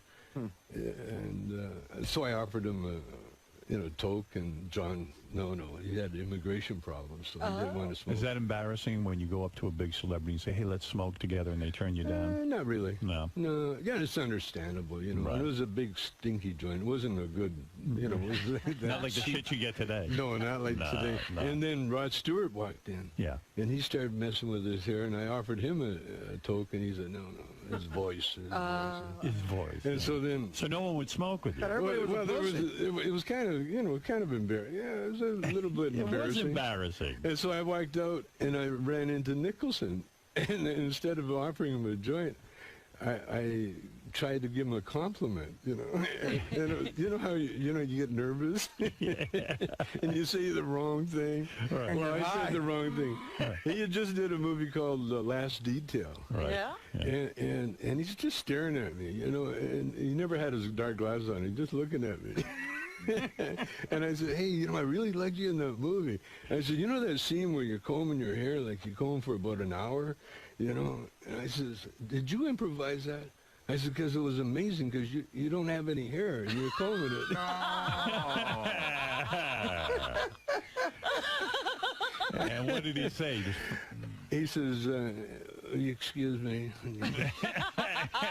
Just walked by me. And So here you were at the beginning of your career, and you were sort of a pariah. I mean, here you are, this hippie who smokes weed all nobody will day, smoke with you. and all these so-called wild boys, they're all shying away from you. Oh, totally. You were too wild for them. Totally, man. It's a fabulous life, man. It really is. If anybody watches Laker games, Lou Adler is the guy who's always sitting right next to Nicholson. Right, that's the guy. They're best friends, Yeah, he made a lot of money, didn't he? Oh, Lou, oh, yeah. Yeah. And he married money, too, Yeah. And a lot of acid in your past, of course, because, hey, Cheech and Chong, it's the drug guys. Yeah. But you describe, you got off acid. You used to take your kids to the movies while you were on acid. Just one time. Is that irresponsible? Are those kids' movies so bad you got to take acid? I thought it would be a good trip. You know, it was. What was the movie? What was the movie? Thumbelina? Thumbelina. I know. I read the book. Thumbelina. Yes. You gotta take I thought it would be a good one to trip on acid. But the story is this grown woman is going to marry a rat. That's right. That's trippy enough. And we're sitting, my wife and I are both tripping, and we're looking at, oh no, she's going to marry a rat. And then it was in the ghetto. It was get away from that rat. It was in the ghetto. And the theater was like in the afternoon. It was kind of a ghetto theater, and they had all these little kids running up and down the aisles like rats. They were running up and down, and so we freaked. This was your first wife? No, this is second this is 𝗛cie𝗄𝗿𝗍. Wow. This is 𝗛cie𝗄𝗿𝗍. Wow. And this is our little girl. Oh no, the first wife would never go there. No acid with my first wife. Did your first wife really not understand the whole Cheech and Chong thing? It was just something she just didn't get. No, she didn't get. Yeah. Really? When to be married to you, you'd have to get what you when I came home as a comedian, you know, like I left as a musician, right. And when I came back as a comedian, She was like, I didn't buy into this. No, she said, and then I brought Cheech home with me. Boy. This is my partner. I brought Cheech. He slept on the couch. We're both unemployed. The Mexican guy on the couch. Yeah, and she said, "Sorry, you're going to have to go." Yeah, and so I left. You could understand why the wife wouldn't understand that. But it was nice. You know, I had nothing when I left. If she actually supported me and Shelby and I, right. You know, just giving us food money and let me use her car. She was nice. Yeah. Oh, she's beautiful. She's really beautiful. She must be. I've never seen her, but your daughter is so gorgeous. Oh, Ray Dawn. Where's she hiding? Where's she been, Ray Dawn She's Chong? in Connecticut somewhere. Oh, yeah. She met a guy. She settled down, got out of the acting business? No, she's still writing more now, you know, writing and stuff. So the Cheech and Chong reunion, the recent reunion, wasn't about the money, was it? Was it like you guys needed the money? Or, oh, yeah. Oh, you need the money. Oh, well, you need more than the money. We needed. Cheech needed his title back, you know. Right. Cheech of Cheech and Chong, you know. Right. He was Cheech with the art collection, or Cheech the golfer, and now there's no money in that. And he's got a new girlfriend. Champion. And he's got a new girlfriend. Oh, no kidding. He's got a beautiful Russian concert pianist. No kidding. And she, young girl? Yeah, young. How very old? Young. Still 30s? Under 30. No, under 30. I think. How the fuck old is Cheech? Oh, he's 66. And that's expensive, man. And he's got a girlfriend under 30. Yeah. Son of a bitch. Yeah. Wow. Well, he looks Does like... he have any kids? He looks like what? He's worn, though. Oh, God. He's got that look like, I got to go home and, I don't know. Wow, but I Service her, I don't know. That's young stuff. But does he have kids? Because they might be older than her. Probably. Do you get jealous when you see Cheech with the young? I mean, I know you love your wife. No, you don't. I'm at the age you don't get jealous. You get curious. You don't get. It looks like more aggravation than it's worth. You just want to see the video. Does Cheech have to do like weird shit with her, like go do stuff, and because he's got the young wife? Well, no, they got a different kind of relationship now, and like I've just gotten back into that world just recently. Right. So I really, I'm not really that.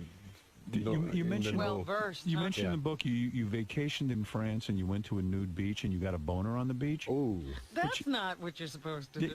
They always say you're not supposed to get a boner on a nude beach. It's not cool. Again, the penis rules. Yeah, right. You tell your penis. How long ago was doesn't this? the sign at the beach say no boners? How long ago was that? It was in the 80s, early 80s, like 81. So you go on the nude beach, you with your wife? Oh, yeah. Yeah, and she's nude and you're nude. Yeah. And then there's all these nude women walking around. Oh, there's and you thousands of and you quite naturally get a boner. I would get a boner. Oh, yeah. Yeah, and but who are these guys who go there and then pretend like they're not excited by this? Well, we're all in the water. Gay guys, we're all in the water. You see guys in the water. Because this is like you could write a whole book about this, just about that subject. Yeah, because how do you do that? Every time I'd read one of those nudist magazines when I was a kid, that was before porno, they'd say, listen, it's a faux pas to get a boner. And I'm like, how could you... How could you control that? There's naked women around. Well, one way is you look at the ugly ones, you know. Yeah. That helps. Or guys, you know, look at guys, and that helps too. There's a lot of ugly, fat nudists, and you're always amazed, right? I mean, like, why would you be nude with that kind of physique? That's why, because they like to expose themselves. Did it turn you on that other men were looking at your beautiful wife? Did that turn you on? I have to ignore that part. You do. I'm more concerned looking at what's out there. But when she gets naked, aren't you a little protective? You're like, hey, I don't want anyone looking at my wife. No. You don't care. I mean, you're cool. You're a hippie. You really are a hippie, aren't you? Yeah. You're like, hey, come on, we'll all be naked. Yeah. And you must have a big schlong if you're willing to get naked in front of people. If you were small, you probably used to have. Not shrunk? What happened? I've never heard of those. No, you get older. Yeah? You get older. It's lack of use. Going back before the Cheech and Chong days when you were a musician, you hung out with many famous people. Diana Ross, Jimi Hendrix. And it was you like you were the Zelig of show business. You hung out with everybody. Yeah, I did. And you say Jimi Hendrix had groupies, but they were very underage. Oh, yeah, he had crazies. They're not groupies, they're crazies. Crazies. So it wasn't his fault they were hanging around. They just found him. Oh, yeah. I mean, he attracted everybody. Yeah. How old were the girls he was banging?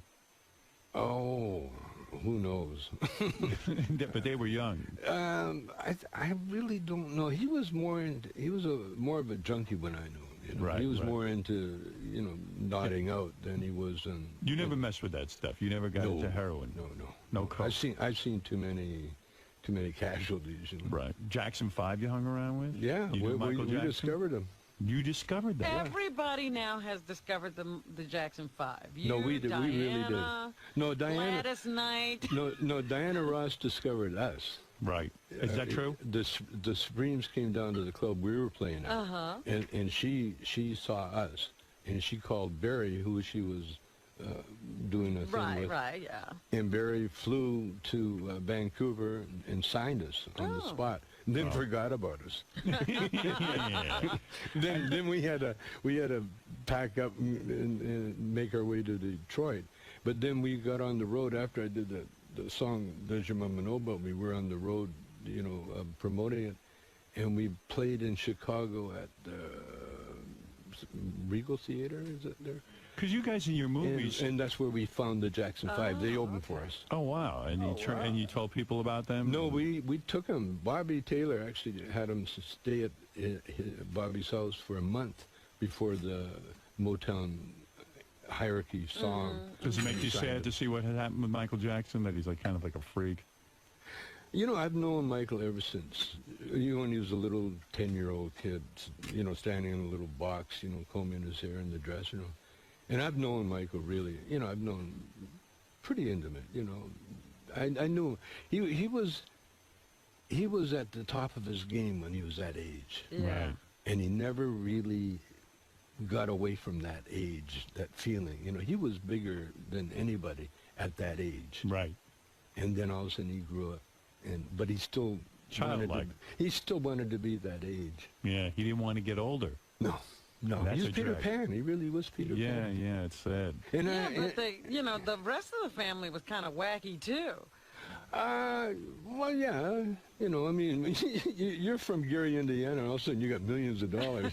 You're going to be wacky. You know what's funny with you guys? In your movies, you made it out like you guys were shitty musicians. Like whenever you guys would start jamming with your guitars and stuff, it would always sound crappy. Work, So it was a put on. You were a professional musician. Yeah, it's for humor, Yeah, right. That was the only thing I had against Cheech, going on duets. He was trying to be serious, Right. And I try to tell him before, always be in a character, Right. A funny character doing the music, you know, because, you know, Once you nothing start- more boring than a real good musician being a real good musician. When you were a musician, is that how you met Bob Dylan? No, Dylan came over to the house when I was a comedian. When you were a comedian and you were famous. Had a already. nice house in Malibu. Dylan was a fan of Cheech and Chong.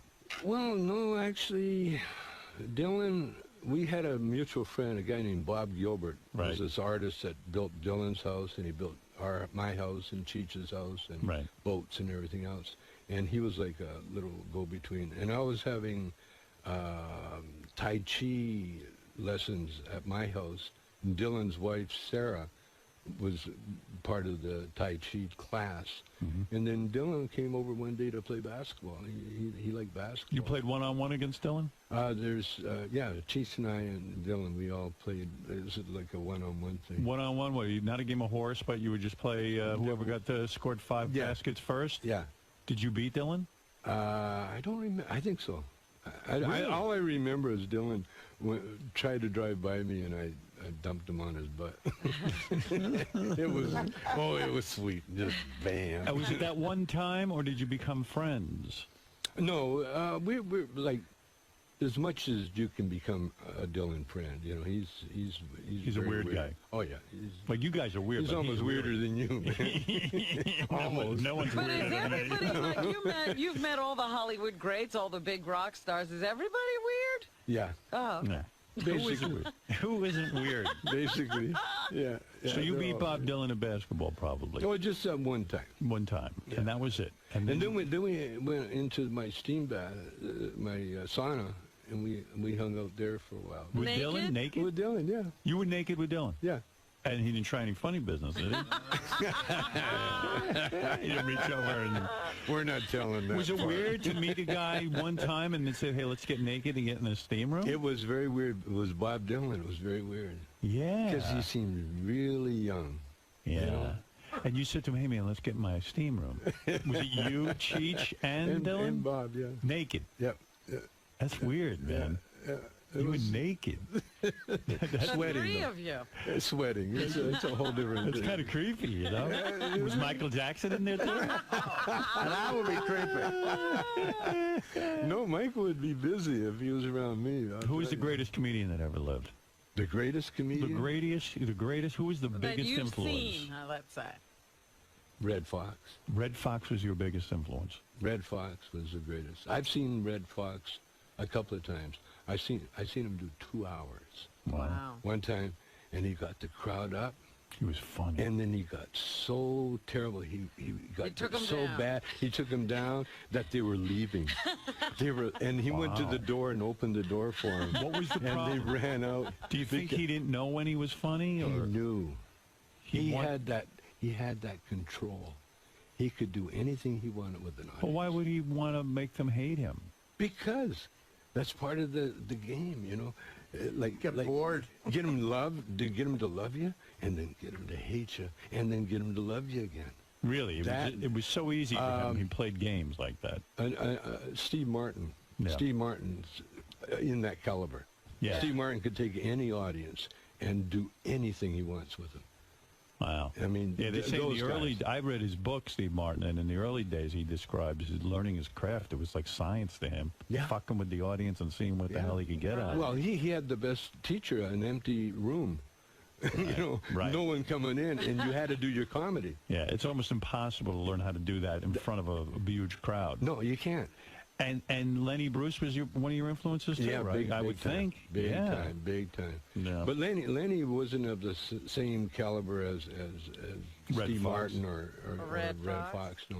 Wow. I mean, what I'm talking about is, most comedians can make you laugh for a while, you know. Right. But to take an audience up and then bring them down, and like I've only seen Steve Martin and Red Fox, the only ones that did it. What about Richard Pryor? Well, Richard Pryor would do it, but Richard was more if Richard was stoned, really stoned, coked out or something, you'd see some incredible stuff that you go, whoa, oh, I don't know if I wanted to see that. but when he was getting very popular in that, he never took that extra one where he would take him. He'd just make you laugh and laugh and laugh and laugh. Was George Carlin one of the greats? Yes, he was. Definitely. Carlin was more of a wordsmith, Right, yeah. He could do anything with words. I saw him at a tribute to 𝗦𝘁𝗲𝗿𝗱. Right. I saw all the great Jewish comics. And you told somebody that you thought George Carlin got very bitter toward the end of his life. He did? How do you know that? Just the word out, Why was he bitter? What was he having to be bitter about? Maybe he knew he was going to die or something. I don't know. Really? Well, how did that manifest itself? How did he become bitter? Well, he became bitter. He started, you know how he would attack the establishment? Well, he started attacking, like, homeless people. He was talking to everybody. He was attacking everybody. His last couple are real angry. That's bitter. Some guy. Homeless. Get a job. What do you mean? What are you hanging around with me for? So you never seem bitter to me. You always seem like just a happy guy. Like, no matter what life deals you, even going to jail. Even going to jail, And, you deal with all that. You just kind of just go through life, man. I found the secret, man. What is the secret? The secret. Well, you know the secret. No, I don't. Yeah, I mean, I do, but you tell give us. it to us? Could you remind me again? What is good weed? No, the secret is new pussy. The secret is, you know how they say the muse? They talk about the muse. Yeah. Or watch Tiger Woods. Tiger Woods knows the secret. Yeah. See, there's a power. There's a power that drives us all. Pussy. Okay. It's a power. It's pussy. No. No, that's a sexual drive. Oh. No, the power, there's a power that drives every one of us. We all have access to it. But only the few of the greats really know how to access that power. And Tiger Woods is one of them. You watch when Tiger had his broken leg. Are you talking about the Force? I the learned Force, what do you want to call Star it? The Wars. Force, or you want to call it the Presence? Are you talking about the Matrix? No. The Memorial Guard, Jedi Master. I think I know what you're driving at. The here, Presence. man. Yeah. The Presence. Let's smoke a joint. Yeah. The life force. The life force. And you're saying Tiger Woods is onto it. Okay, you like when people write some great things or do operas or whatever, if you ask them, how did you do that? A lot of writers, they get, like Hemingway used to get drunk out of his skull so he'd get out of his own way so he could write. So it's that force that actually did the writing for him. And like Tiger Woods, when you watch him before he does a shot, he stands, he does a little meditation. He stands there. And then all of a sudden you can see it almost click in. He'll just almost like nod his head. Then you walk up, and then you hit the most incredible shot. So you're saying you have that? I know how to access it. You do? Yeah. Who taught you that? Who is your teacher? I've known all my life. You just knew how to do it?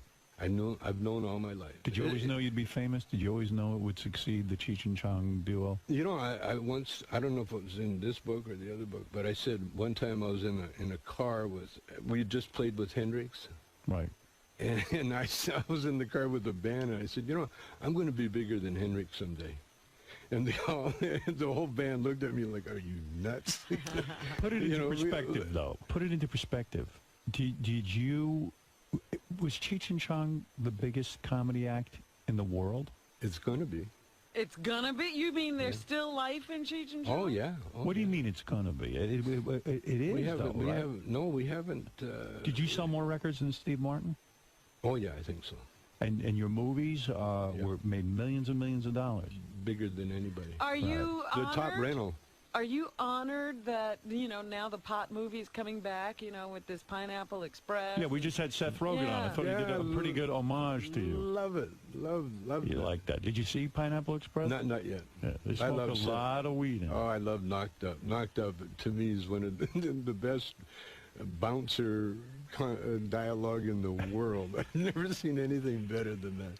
I love Seth. Tommy Chong's book, Cheech and Chong, is in stores now. Now, I should tell you that Tommy will be signing copies of his book today at noon, and you got to meet this guy. I don't know. There's some aura about him. Well, He's he's just a got good that guy. power, the force. He does have the force. No, access. I know how to access. And what he's saying is, if that power knows how to putt really good, you could be Tiger Woods. Tommy, believe it or not, you could even touch him, maybe. I don't know. Tommy will Maybe be, get a little bit. Yeah, maybe get some of the force. You guys have to read the book because it's an amazing life. I mean, including smoking weed with Arnold Schwarzenegger is in your past. I mean, Well, is it Arnold weird? has admitted to that. We're not outing him, are we? No. Is it weird now to see the guy you used to smoke weed with? Yeah, Is the governor? I've seen him. You know, I seen him just recently. Did you? Where'd you see him? In the Starbucks. We go to the same Starbucks, and he looked at me and he recognized me right away. He said, "Tommy," he said, I said, "You remember me, Arnold?" He goes, "Oh yes." He said, "We both had a dream." We both had a dream. Yeah. He said, "Yeah, he did that." Except you ended up in jail and I'm in the governor's mansion. He didn't have that far. So that was the whole interaction. Here's the guy you shared a joint with, and that's all he had But to we say. looked at, but every time I'd seen Arnold, you know, we have a connection because we did Up and Smoke first before he did his movies, Right? And so he was a groupie right away, you know, Right. Because he knew me before I even was Cheech and Chong, right? And then all of a sudden he saw me come up with Cheech, and all of a sudden I'm doing movies, and you know this is what he was into, right? And so he knew me from that level. And then we tried to get him to help me get out of jail. And so he knew me from that level. I remember that, You went to him for a pardon, didn't you? Well, we went to see if, you know, we had people talk to him to see whether or not he could do anything. And he didn't step in. Oh, no. No, he stayed totally away from Well, how do you feel about that? Oh, I understand it totally. He's a Republican. Come on. He couldn't be releasing a pot guy. could he? What was the saddest moment in your life? Do you address this in the book? I don't think I do. But what is the saddest moment in your life? I mean, it seems like such a blessed life, but there had to be some real Well, I mean, he downers. went to jail. Was that the saddest moment in your No, life? you know, good question. When I realized that Cheech and I had broken up. That was it. When I went to the movie, when I realized that he was doing another movie without me, and I actually come across, they were shooting a location scouting or something, and I come across the whole crew that used to work for me, and there was Cheech, and they just kind of went, "Hey, how are you doing?" They just walked on by me, and that was the saddest. That was the saddest time. What broke you two up? He did another movie. What was that movie? Born in East L.A. Yeah, Born it's in a East good LA. movie. And he never even told you. He just said, No, he told me. He did. He says, I got offered a movie without you. Wow. And I'm going to take it. You felt that was betrayal, didn't you? Oh, yeah, big time. Is that the one he did with Eric Roberts? Roberts? No. Did you say to him, hey, Cheech, wait a second, come on, we got a huge thing here. We beat all the odds. It's funny, you know what I said? How about the act? What about our act? He says, you got it. He gave it to me. He said, you got it.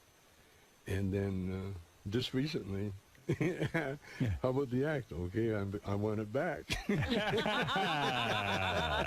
Not so fast, white man. No, you know, it turned out so perfect because had we stayed together, we wouldn't be together now. Right. We would have been over. We would have been done, over with.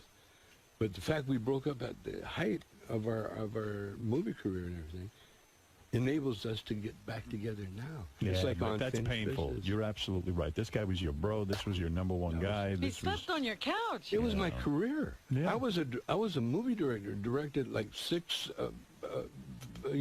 successful movies. All of a sudden, without Cheech, I don't have a career. Right. I had no movie career, so I had to go back on stage.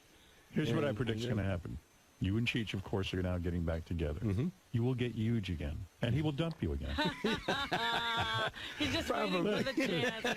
Waiting for the chance. He's pulling on you what Red Fox did to the audience. He gets you up, and then he fucking takes you down. Don Johnson's going to call him back to do another Nash Bridges. Look, man, the book is called Cheech and Chong. It's the story of Cheech and Chong, and Tommy tells it so well, and you got to go meet this guy. You talk about a great energy.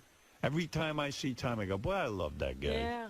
Real quick, Richard Christie, who works for us, goes, he's never once asked me, all the years he's worked for us, he says to me, I just want to meet my hero, Chong.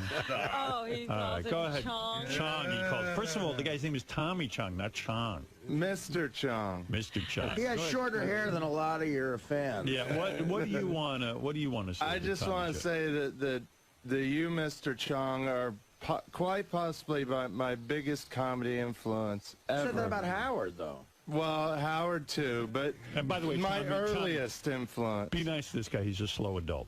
So, you know. All right. Go ahead. Yes. Go ahead. Yes. I mean, I've watched your movies like millions of times and grew up with you. I saw your first Cheech and Chong's next movie is a masterpiece. I saw it when I was 8 years old, and I've been hooked ever since. And I read your book. Your new book is brilliant, and I just want to say I'm a huge fan. Thank you. You don't even smoke weed, though, do you? No, I don't. I haven't since 1992. But you know what, Tommy? This guy, he works for me now, but he was considered one of the top heavy metal drummers in the world. Another musician, yeah. Another musician. For who? A band called Death and Iced Earth. They were heavy metal bands. Yeah. That's right. Yeah, he's not as big a loser as he looks. I'm trying to establish some sort so that you won't treat him how Jack Nicholson treated you. Richard always told me that his favorite. You always told me your favorite Cheech and Chong movie was Born in East L.A. That's what people tell me all the time. Well, you are a great guy. You know that. I don't have to tell you. You have found your inner chi or whatever it is you want to call it, and his inner Cheech. His inner Cheech. You found him all right. Can I ask Tommy real quick? Oh, you have a question? You have a question? Do you plan on making another Cheech and Chong movie? Yeah, you're kidding. Oh, you are? Yeah. Oh, that's what awesome. What do you mean, yeah? Is it going to happen? Oh, yeah. You wrote the script? Not yet, but we're doing a concert movie for the Weinsteins, and then right after that we're talking about a series of them. So you're going to have to play some sort of older stoner now, right? I mean, you gotta. The great thing about comedians, you know, the older you get, the funnier you get, you know. And the movie you're planning, is it just Cheech or both of you? Yeah. Will Cheech do the movie without you? So far, if he gets a chance, he will. So far, it's both of us. You know what I should do? I should call up Cheech and say, Cheech, listen, I know you're getting back with Tommy. I got a movie for you. I have a movie just for you. You got to dump that guy again. You know, Howard, real quick, too, one of the funniest moments ever on your show, and they replayed this on Master Tape Theater last Sunday, was you had Tommy on the phone in 1997, and he was looking for a new Cheech for his movie. Yeah.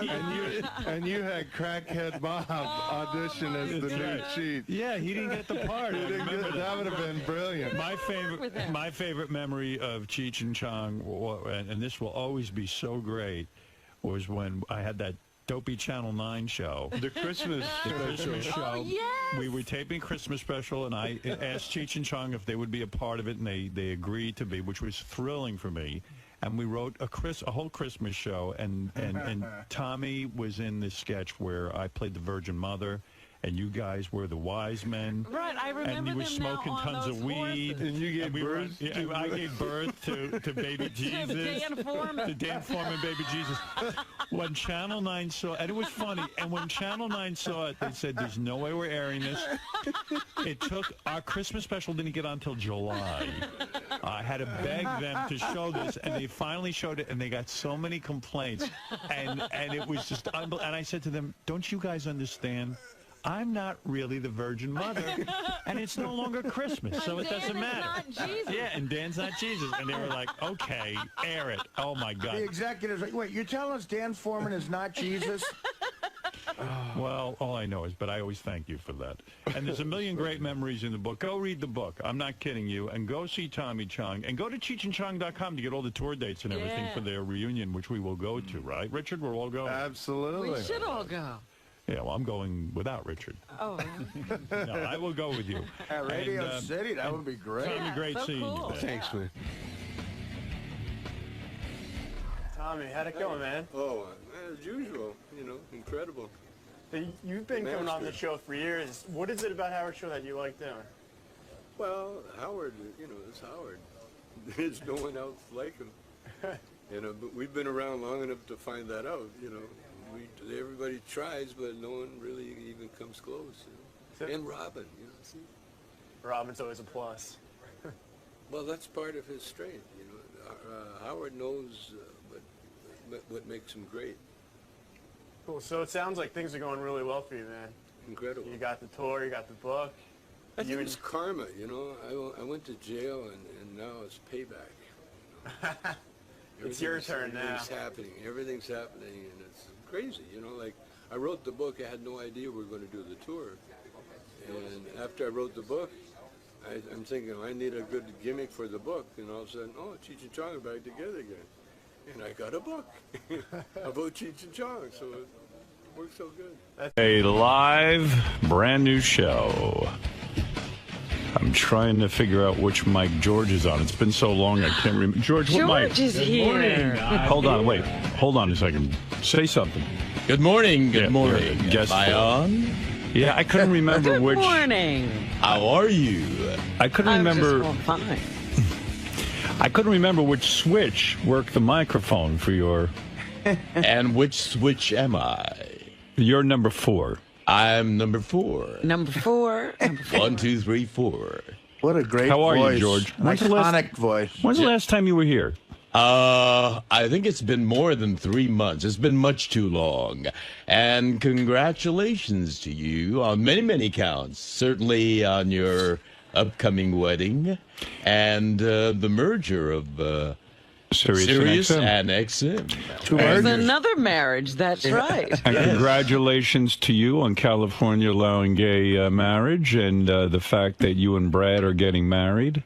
I already sent you. Did you get our gift yet? No, not yet. Yeah, okay. We've been out of town an awful lot. Oh, all right. Yeah, I'm a happy guy to be hitched to the guy I love with loving family and friends surrounding us. How much happier can one get? It almost became like like the biggest thing in your career, even bigger than Star Trek or Heroes. I'm telling you, the way the press covered it, we weren't quite prepared for that. We were just swarmed by that massive media coverage. Well, there's you, there's Ellen DeGeneres. Yes. And last weekend. Yeah, I mean, that's it.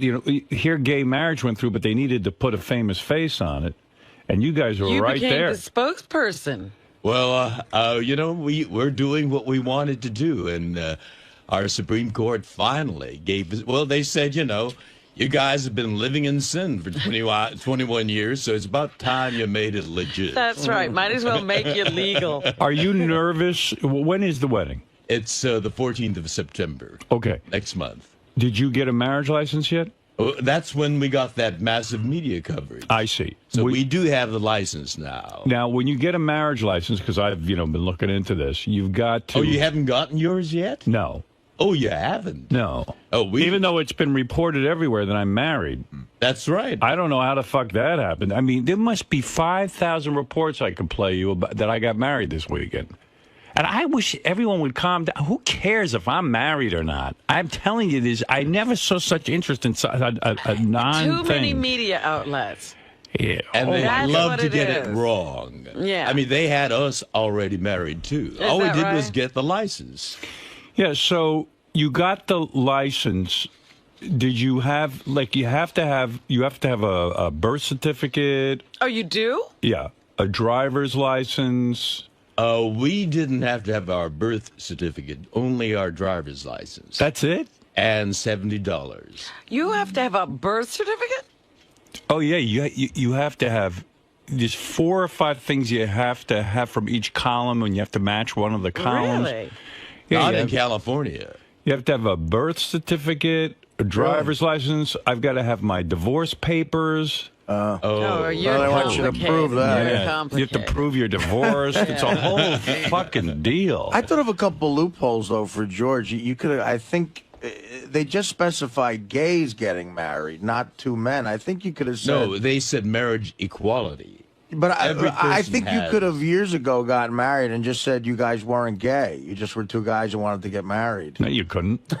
What are you talking about? Yeah, you just said, look, we're not gay guys. We just Hey. want to get married. So when my question was, when you went down to the, City Hall. the city or hall, wherever you go. did you have any like thoughts like, wow, this could fuck everything up, this could mess it all up? Did you have any kind of trepidation? We were a little nervous, not because of that, but because it was, something that we hadn't expected to happen, and we were really excited about it. But How did people know you were going down to City Hall?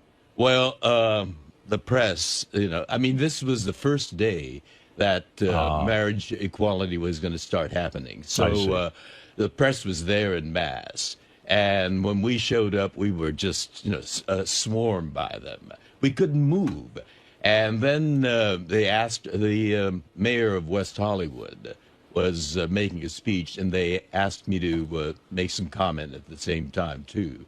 And so I said, may sweet equality live long and prosper. This is a big career move for you in a way. I mean, I never saw so much publicity. You're on fire. Do you think he's getting married just for his career? I think it's for Brad's career. I don't think so. Yeah, Brad's become a name now. I know. Mary Ann from Brooklyn, you're on the air. Good morning. I was going to congratulate you. I wanted to be the first caller, but I can't believe I was sucking into that. It was all over the post, the computer. People were calling me wherever I went. People said, I said, yeah, I guess. Barefoot on the beach. I knew it couldn't be at all. No. We first. Tell me, I would tell you when I'm getting married. I told you, we're having a family thing and a thing for our friends. So why did the post print that? Why? Everything they print about me is wrong. I mean, in fact, I spoke with Lisa G through a third party, and because I said, well, according to Lisa G, and Lisa G said, look, I never reported that. I reported that Beth was going to wear a sundress or something with your family. Right, and barefoot on the beach. Something like that, and that's not even true. I don't even know what that is. So here's every media outlet reported it, and it's completely false. Could I give you my take, Howard? Is it going to be around like the Labor Day weekend when you have vacation? You know what? I don't even want to talk about it anymore. I'm sick of it. I'm actually starting to get, what do you call that, cold feet, not because I have any doubts about Beth. I just don't like all of this hoopla. It's too much, Howard. It's too much for me. I'm not George Takei. I can't handle it. He can't take it. I can't take it. You better talk him down. It's for you and your family to be proud. I should have just taken her off somewhere and married her. That's what I wanted to do. I love you so much, Howard. I saw your Thank tattoo on your ring. It's hot, sexy thing, Howard. If it wasn't Beth, I wish it could have been me. No, you don't. Even Trust you me. laugh at that. I love You you. don't want me Howard. mounting you. Trust me, Marianne. I love you, All right, thank Howard. you very much. Congratulations. You have no anyway. idea what it's like when I mount a woman. Are you getting helicopters flying over your place? No, nothing like that. Oh, good. Yeah, it's enough already with this marriage stuff. mean, I know. The press... I'm like the bride-to-be here. Poor Brad. I saw him on the newscast when you guys were getting the marriage license. He looked like a deer in the headlights. He does not like being on camera. He looked like he was frozen. He gets very nervous very easily. Yeah. And the cameras and the photographers and the crowd really shook him up. Was it a romantic night, the night that you went and got the marriage license? I mean, here you'd been on TV. The two of you had been interviewed. Was there sex involved the night that you got your marriage license? The night before was wonderful. It was, because he was excited and you were excited. Exactly. But the night of... the night after we got the license. So you guys were so worked up. He was completely frozen. You guys were so worked up. Really? You blew each other and then went down to the city hall. Wow, that's right. Right. That's right. We were energetic. We were just full of vitality. Oh, wonderful. Let's go down and get the license. It was a happy occasion. Why not celebrate? Getting the license. Now, in a situation like that, do you switch off positions? I mean, of course. Like who gets it? Or you don't have to be gross. Come on, that's very personal. we're all thinking. You brought it up. 69. Well, you two blew each other and went down. I'm sorry. I'm sorry to get gross. Listen, George is not only in a gay marriage; he's in the gayest marriage. Well, I'm right. just curious. So, you made love to Brad the night before you got your marriage license, and was it on a night you typically don't make love? Because I know you have set nights. Sunday. Right. Sunday's actually it's the morning. Sunday morning is always. Always. No matter what. When you should be in church, you're fucking a guy. Well, I am in church. Sunday morning always, right? Sunday morning always. Right. And then this was not a Sunday, was it? No, it was I think it was a Monday. Monday. So, Monday. Right. So Sunday you had your normal sex. Right. And then Sunday night we did. And Sunday night you did because of Monday. Oh, so it was a double header. And Monday night, nothing happened. We were we're exhausted. Oh, well, I could have gone. So you wanted to? Well, Monday night is when you watch football. So why would you? Brad was all frozen up. He was so he was a nervous wreck. Right. Really? Yeah. I understand that. Is because he first getting of all, cold feet? We're talking to George. No, Maybe because there was Brad is getting cold feet. because there's he's not used to all this attention. I mean, I understand. But they were at home. He was going but he was going down to City Hall, and reporters are going to cover this thing. And what about your penis? The one show, Good Morning America. I think it was Good Morning America. You guys were next to each other, and Brad, he was had a smile concreted to his face. Yes, right. That expression never changed. And he kept you guys did look like the happiest two people alive. We did feel which great. was nice. Brad looks like a guy who's not out of the closet and just got outed. He's just like,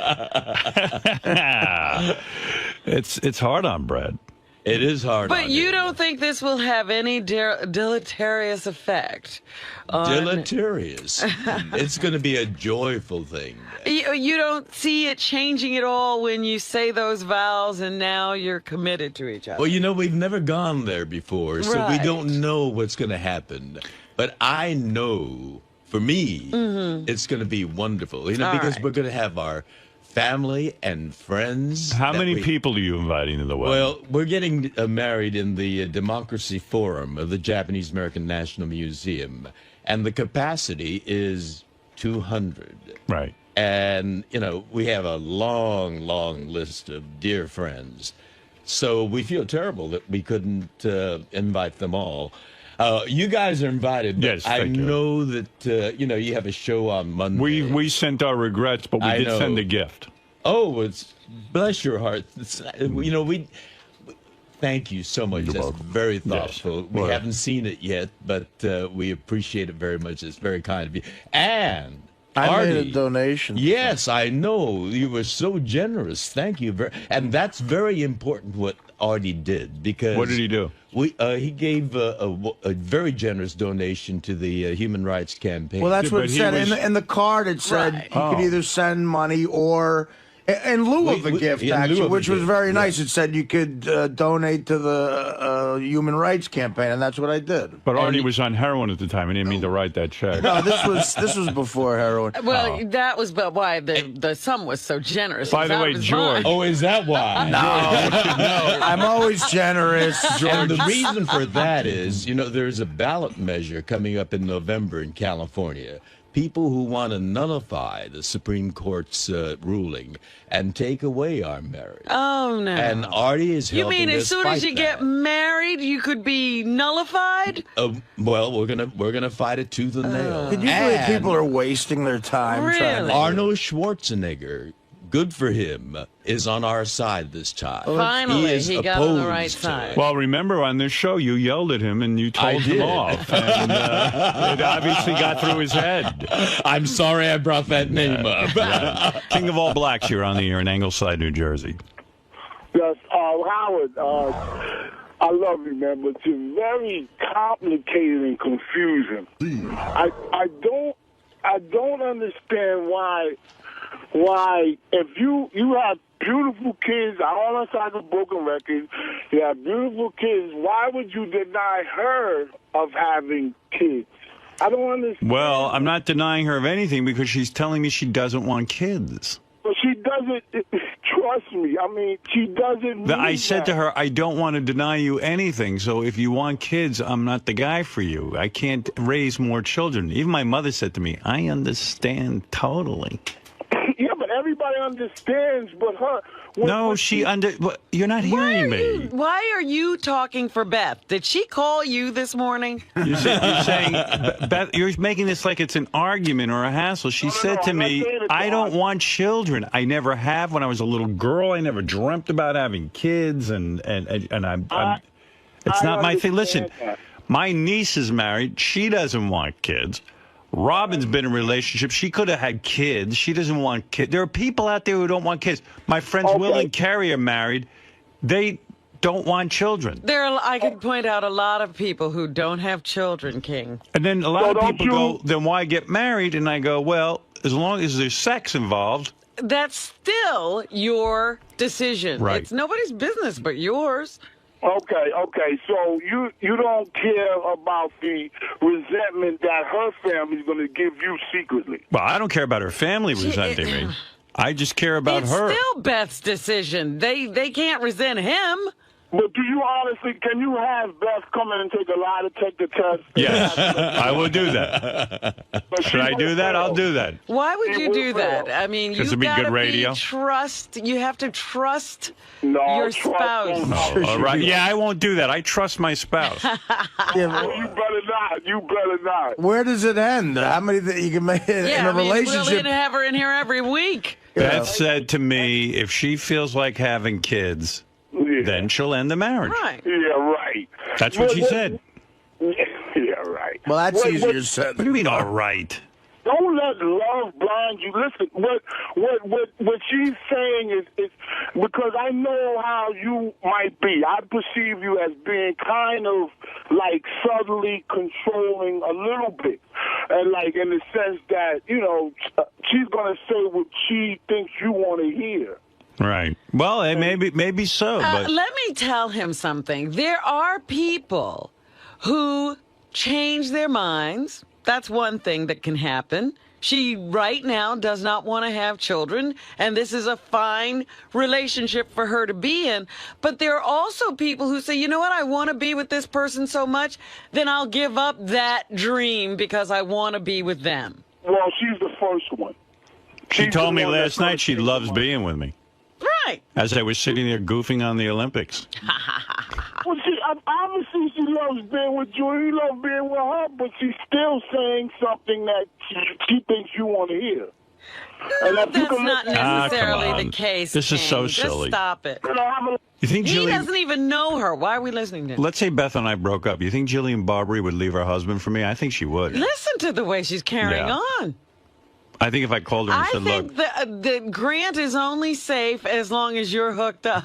Yeah. Yeah, I really believe that. She told me she would have sex with me. She'd get rid of that tattoo in a minute. She came right up to me. She said, I'll have sex with you right now. I think we do more for promoting her show, quite frankly. Maybe. We don't talk about her every day. Right. She lures us in. Johnny Frado. Hey, Johnny. Hey, what's up, Howard? How you doing, bro? I'm calling you to tell you I hate to agree with King of all blacks, but I'm telling you, you're going to have kids.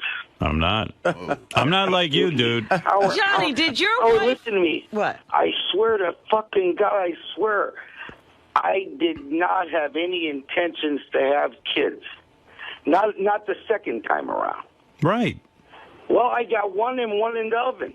Well, why? But how did that happen, Johnny? Do I know? You know what, Robin? I don't know. I mean, you know. You wear a rubber, you won't have kids. Doesn't he know that if you have sex with a woman, she'll get pregnant? What happened? Your wife started, like, browbeating you into it?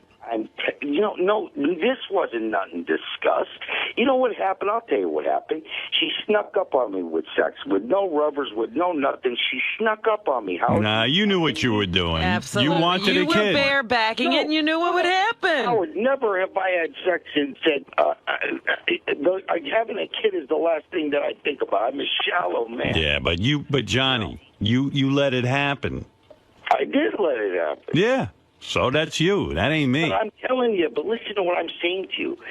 This girl is a rational girl. It's not the girl. Like Robin and I said the last time, it's the brain. It's the body. No, Johnny, this was you making a decision to... Johnny, you made the decision to have the kid. You put it in her and you came. Yeah, but I mean, that ain't me. I honestly didn't. I never once, while that was going on, did I think, oh, our kid's going to result from this. I know that's very retarded, but honestly, I never gave that a thought at the time. But Johnny, just because you never gave it a thought doesn't mean you didn't do it. She didn't trick you. Right, you wanted a kid. Rob, I'm saying, if you trust me, Johnny, if you didn't want a kid, if someone said to you, look, if you put your penis in this woman, your penis is going to fall off. You would wear a rubber every time. No, but I'm saying to you, yeah, but you knew what you were doing. In other words, if I put my penis in Beth without a rubber, you're taking a chance. Then I'm going, hey, okay, I want to have a kid. On some level, there's something in the back of my mind saying if that happened, that'd be a good thing. She wants a kid, I'm telling you right now. Well, you don't know this girl. No, because see the thing with the animals, like I told you, a long time ago, we had a dog. There was a dog. Dog was the baby. Everything was fine. Dog was ask her where the dog is now. Dog's in Iowa. The dog got shipped out? Oh, the fucking dog. Oh, let's talk about it. And the motherfucker turned on me. Because he thought, she didn't want him no more. The dog was the baby. She bought clothes for the dog. The dog had little feeties and coats and sweaters and all kinds of stuff. And I thought, okay, this is perfect. We just keep dressing this dog up. It'll stay little. There's the play. All of a sudden, down the pike, here comes a baby. Now here comes another one. Wow. You know what I talk about every day? Baby names. No. That's all we talk about. And you hate kids. I do hate kids. That's the fucked up part of this whole deal. I know. You're not even happy with your kids. No, I'm not. No, They've been a big disappointment to you. I raise them bad. That's what the problem is. I raise them. You're not a good father, right? I'm a terrible father. Right. Well, I buy them a lot of shit and everything, but they want to talk to me and stuff like that. Yeah, what's up with that? I know. I'm in therapy. I had to learn how to talk to my kids. Buy him someone to talk to. Listening to all this. I'll tell the little kid, go talk to Johnny. He's closer to your age, you know what I mean? You have a lot more time. Poor Johnny. He likes you. Why, Johnny's in the room now playing. They fight over Guitar Hero. I had to go in there yesterday and tell him, okay, both of you motherfuckers, shut that thing off. Yeah, play. Johnny's 29, he's 7. 29 and 7. That's an age spread. I'll tell you, Johnny, I don't know what... And play Guitar Hero. I don't know what you're doing with your life. I'm trying to figure it. I'm trying to save your life right now. Well, you are. I'm telling you. I'm not having kids. Beth, I'm telling you, Beth is. You can see just from pictures of her how she is I'm telling you, it's coming. So then we shouldn't get married. No, but this is Johnny saying this. I know. Johnny's ruining it. Sure. Nail Jillian Barbary when she gets to the wedding, not before the wedding. Not after, before the wedding. Right. All right, listen. You get your revenge in advance. Johnny, I got to move on, but thank you for the call. Howard, listening to this discussion, It makes me so grateful I'm gay. You're not kidding. It eliminates a lot. We can have sex and not have that anguish at all. I have a gay friend who once said to me, he goes, "Oh, man," he goes, "if I was heterosexual, things would be so much less complicated." I go, "No, just the opposite." Really? Yeah. There are no accidents in gay sex. No. Anything goes. You'll be fine. No babies involved. It's the way God meant it to be. Well, I don't know about Gay. Babies would be at our choice. that. That's right. That's So- what I'm saying. You can't Right. accidentally do it. No, no, no. Will and Jason had a bachelor party over at Rick's Cabaret at on Thursday at noon. Yeah. They say like Sal goes over there for lunch every day. Like he's like a regular at Rick's Cabaret. That's where he has lunch? Well, they said he's so regular there. Like when he walks in, he's like, "Oh, hi." Like he'll walk up to a girl, "Hi, how'd your engagement party go?" Like he knows personal stuff about the girl. Right, Gary? Didn't you tell me like when Sal walks into Rick's Cabaret, They said he's like Norm from Cheers. Everybody knows him. And they said he walked into a waitress and was asking her about her family vacation. Hi, Sal. He's her hi, emotional Sal. friend. You go, "Hi." Gary said like he left the bachelor party. Sal was still there. Like how many hours did Sal clock in? I didn't go to the bachelor party because I had my kids with me. So the bachelor party started a little bit after 12. I needed to call Sal. I called him at 6:20 on his cell phone. Nobody answered. I called him at home at 6:30. His wife answered. She said he was still at the bachelor party. And he called me back at 7:30. He goes, "Yeah, I just got on the train." So he'd been there for 7.5 hours. And I heard he told his wife the party started at 2, so he could squeak a few more hours out. Let me ask you something. Where were the bachelors by 7? They left at 4:30. Well, dude, what do you do there for 7.5 hours at Rick's? It's like anything else. When you're having fun, time just flies. Right. You know, You didn't realize what time it was. No, I thought it was like 4 o'clock. I had no clue. Back in the old days, I used to do 7-8 hours at the strip club. Used Did to you hang out. really? Sure, right. Isn't it wonderful? Yeah. Isn't it wonderful? But yeah, I don't know what I've only been to Rick's about 3 times for lunch, and when I go there, I'm very personable. It's important to be nice to people. In 3 times you know about a girl's family vacation? What do you go in the back room or? No, I don't do that. You don't go in the back room. Can't afford it. Can't afford the back room. No. Yeah. But it's a good time. Do you have and, one girl that you're really into over there? No. You're into them all. You don't have a Rick's wife? No. When you're married, any girl is good. Right. Lisa G is here. Lisa G from Howard 100 News. What Lisa. a weekend. Yeah. Lisa, what's going on?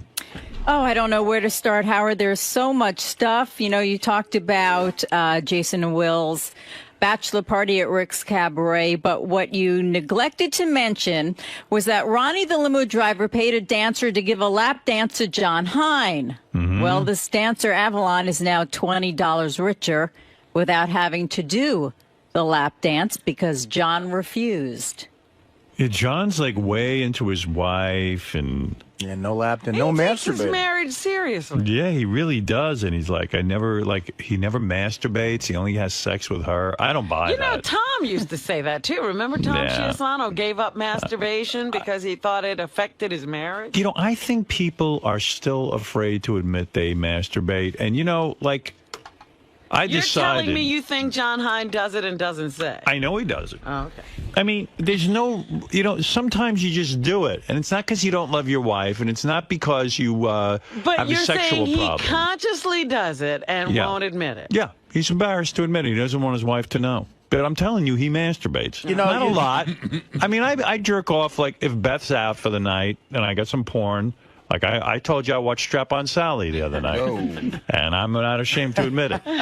And I had sex by myself. I think one of the major influences you've had on society, without question, this is all you, as far in my head, and it's a positive because it's more honest, is being okay with admitting to masturbating, watching porn, like, you know, the small penis thing, like every guy, it's liberating. Politicians aren't doing it. Well, though. the fuck politicians, but I'm Hey, saying but can I guys tell you in something? general. But it's right. It's odd now since Howard became sort of a big star that a guy isn't willing to admit that you masturbate, and John clearly is. I know a couple other guys who say, I never masturbate. How's it true? It can't be true. John loves this show, and I would assume would only be honest. Right. Now, some guys don't want to tell their wives that. You know, some guys don't want to admit it. You know, even all the years I was married, like I'd come on the air and talk about jerking off, and then, you know, even my wife would say to me, gee, did you really jerk off? And I'd go, no. Oh, you wouldn't admit it at home. I wouldn't admit it to her. And like, you know, and like I decided now in my new relationship, I'm honest. I tell Beth, I beat off. I beat off. Yeah. I did. You were out, and I beat off to Strap-on Sally. Creates an You even admit that it's to Strap-on Sally. And she goes, I want to see Strap-on Sally. And I said, no, because you're going to think I'm disgusting. I mean, really. And, you know, because I know she's going to be like, oh, those girls are so gross. Meanwhile, it's Carmen Levana and all these girls, and they're hot. That's nice of her, because maybe she wants to watch it to see Well, what turns you on. we are shocked at what you think is hot. I know. You guys don't get it. They just don't get it. But Chicks anyway, hate when you're like a filthy broad. Right. Like but everyone masturbates, and everyone has sexual needs. John, get in here and defend yourself. Hey, Robin, What? like you masturbate now that Jimmy's not with you, right? Well, I masturbated during. You did? Even Lisa G masturbates, right, Lisa? Not now. No? Why? Just, I don't know. I think it's a phase I'm going through. See, I don't believe that. You're And John, abstaining from pleasuring yourself. and John, I believe that you turn down the dance, and that's great, but I do believe you masturbate, and I think you're embarrassed to admit it. Why? I don't know. Because you are. You don't want your wife to know. So admit it. Why? You're embarrassed.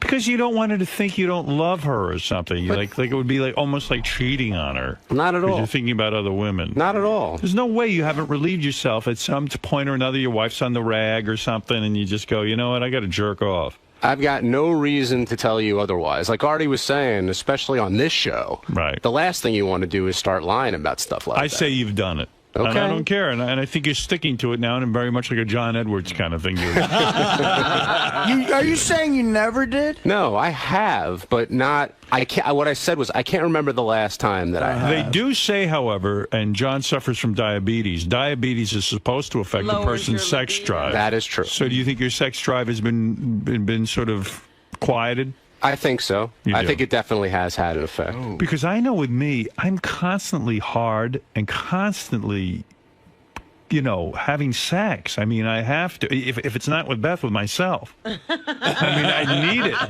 Sometimes he just knocks himself down. Yeah, I mean, I had sex with Beth yesterday morning, and then I was in the afternoon. I said, I want to take a nap. Maybe I should go jerk off. You know, I mean, all of a sudden, I go, man, I'm 54 years old. This can't be right. I'm actually annoyed by it. It's like one other chore you have to do because I know. Well, no, listen. You feel it coming on. You go, look, there's no broad around. You're not dating somebody. You're alone. It's a Tuesday night at about 10.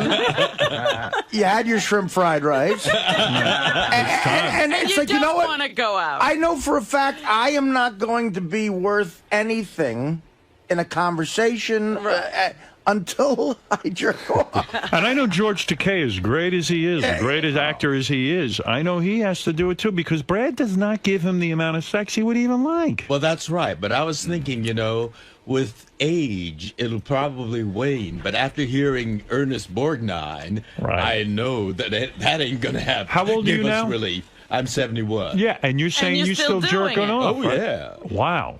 Now, did well, Brad I mean, if get it's just upset? Sunday. What, sorry, George? If it's only Sunday, you know. Right. There's Monday, Tuesday, Wednesday, and Thursday. How can you marry, honestly, can I say something serious? Yeah. How can you marry Brad if, now I'm just throwing this out there, he gives you sex one time a week. It's not like you guys are in a marriage where you're going to have children or anything like that. Yeah. So if there isn't any sex, what's the point in getting married? There's dignity. Yeah. No, I understand all the gay rights issue. Right. But He's talking about the choice. I'm saying, why are you even with Brad? I love him. You love him, but sex one day a week, I mean, that's just got to be miserable. Well, you know, there's cuddling, too, in between. And you know, Brad is a good, decent, loving, caring guy. And he's a detail-oriented guy. He takes care of me. But don't you feel like saying, Brad, don't, What do you mean don't bogart that cock? Yeah. But what do you mean he takes care of you? Emotionally? Well, the first thing in the morning, he brings me a pot of green tea. All and right. he does. You could get a houseboy to do He's that. like a geisha. Yeah, you could get a houseboy to do that. That's true. But go ahead. It's different. When you hire someone to do it, it's a hired person doing it as a job. I got to admit, I would like if Beth brought me some tea. That would be nice. But she's having sex with you. That's right. So that makes up for a lot of other More bullshit. regularly, yeah. Right. Well, absolutely. And when you come to a point in life where you get used to a person, there's. But did you ever say to him, "Don't you want me more than one day a week"? Well, we cuddle. But you got a big, thick, gay heart on. It happens, and that's when I take a shower. I know, but Right, so you relieve yourself. Yes, I But, do in the shower. it would be a Marry lot your nicer- shower. It'd be a lot nicer if Brad would do that. Yeah, it would be. It would be. But you don't see those are the anything wrong with your relationship. Why are you bringing this Well, up? wait a second. Have you ever sat down with Brad? I mean, in a serious way, and said, "Hey, Brad, I love you. I think we're really compatible. I love the pot of tea you bring me in the morning. But I would really, really like it if we had more sex. I'm not saying it's going to drive us apart or anything because I love you, but do you think to please me, we could be together on Wednesday night too?" Since you've introduced it, I will have that discussion with Brad. Why have you never? Why have you Howard never? always has to introduce it. Why have you never? But why have you? Why do you think you've never done that? Are you afraid to do it? No, I'm not afraid. I just kind of, it's consideration for him. He's not interested in doing it, during. But what about like if you just said to him, "Hey, I really, really want more"? Well, he gets very tense and intensely involved with.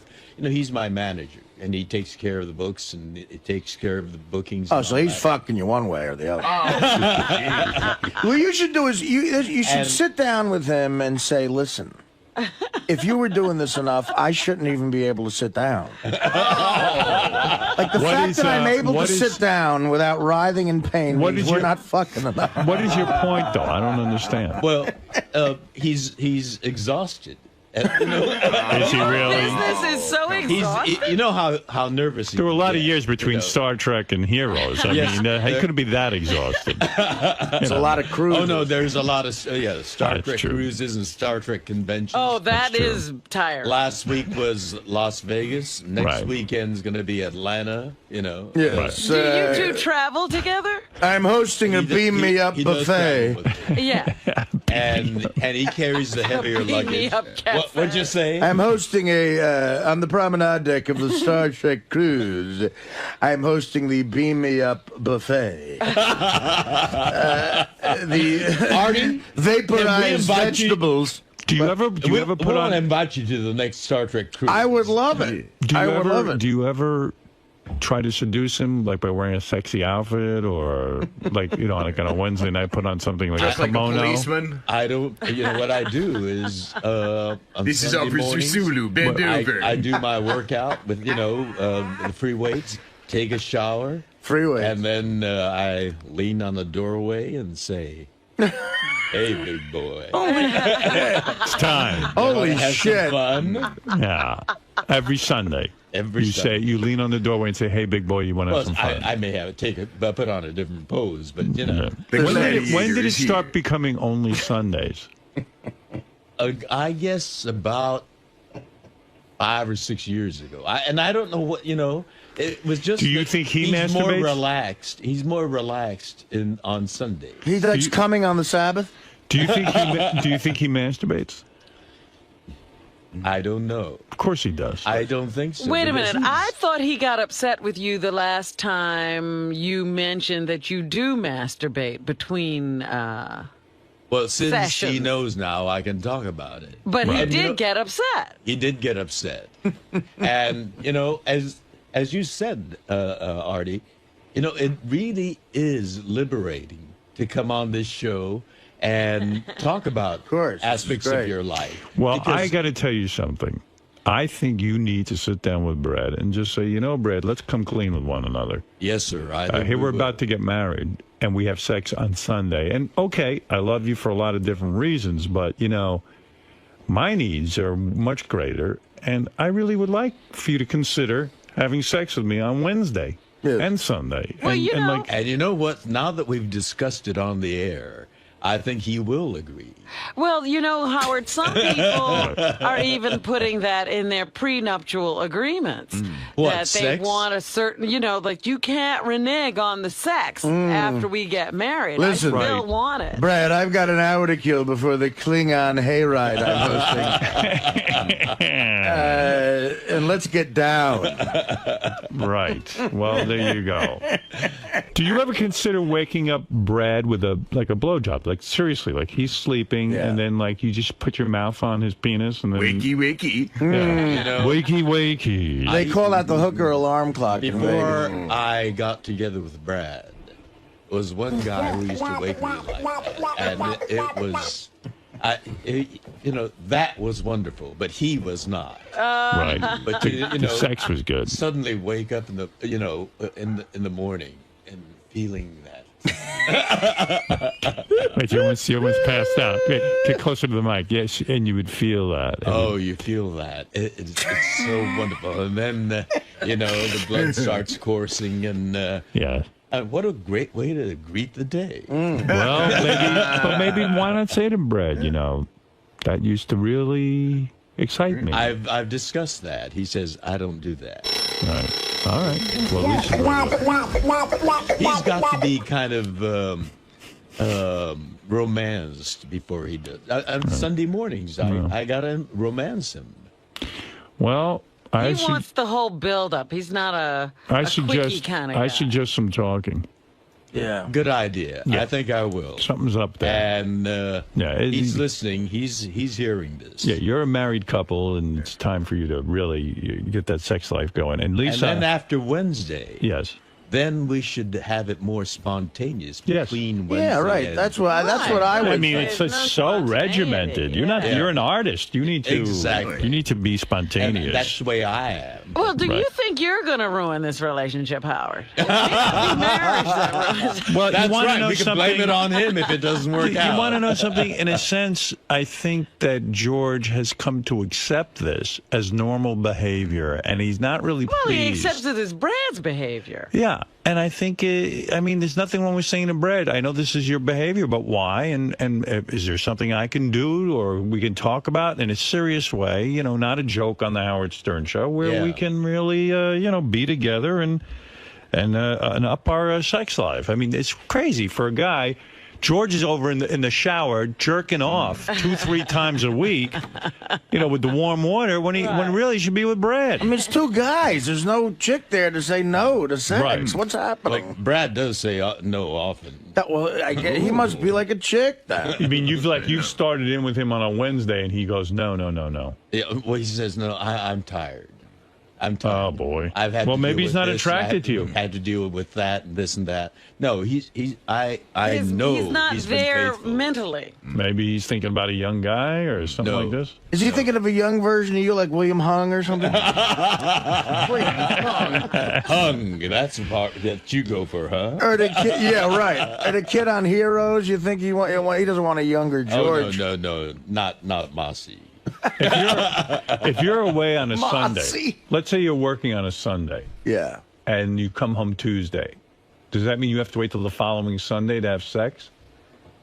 No. Well, as a matter of fact, that's the way he has turned out. Wow. Yes. Why are you going along with this? Well, if he's not there with me on some Star Trek convention.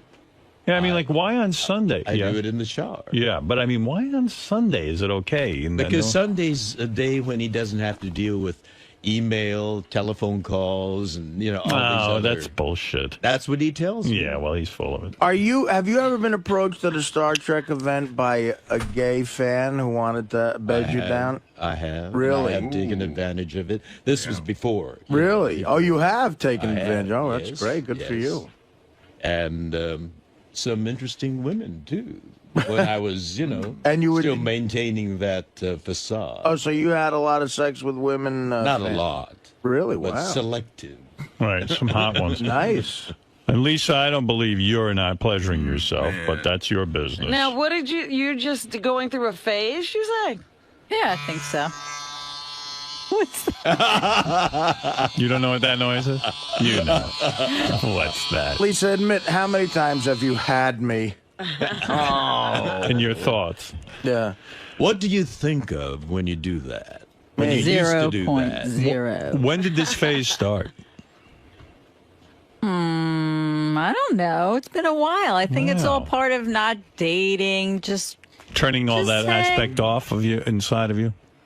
maybe. Yeah. Maybe I have. I don't know if I have done it intentionally, subconsciously. I don't know. Robin, have you gone long stretches of time where you Without don't... masturbating? Yeah. No. No. Well, why? Why would I do that? Do you believe Lisa when she says she's doing that? I believe her. Why would she lie to us? Well, shame. No, I don't. Yeah. Shame. Yeah, shame. Just want anyone to know what she's up to. Thank God Robin. Plus, she puts her fingers in the cupcakes. No one wants to figure it out. Maybe she shouldn't. Hey, Lisa, masturbate. some guy contacted me. His business is he does some sort of test where he can tell the germs on your hands. Yeah. You could swab your hand and know. And that's why you shouldn't put your hands in the cupcakes. Yeah, I know. I saw something on TV that when you double dip, Yeah. it increases germs by like 1 million, if not even more. Want me to swab your hands? I can have the guy come in and find out.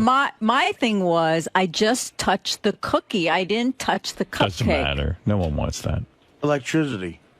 All right. Anything else in the news there, Yes, Lisa, big besides you're news. not masturbating? Well, you're not the only one getting married. Jason is getting ready for his upcoming wedding.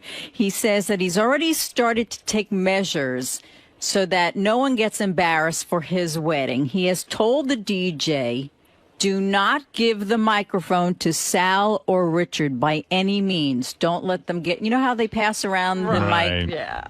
And, you can sing or say something nice to the bride and groom. And also, there was a big debate about Jason's wedding. He has admitted that he's gone into debt for this.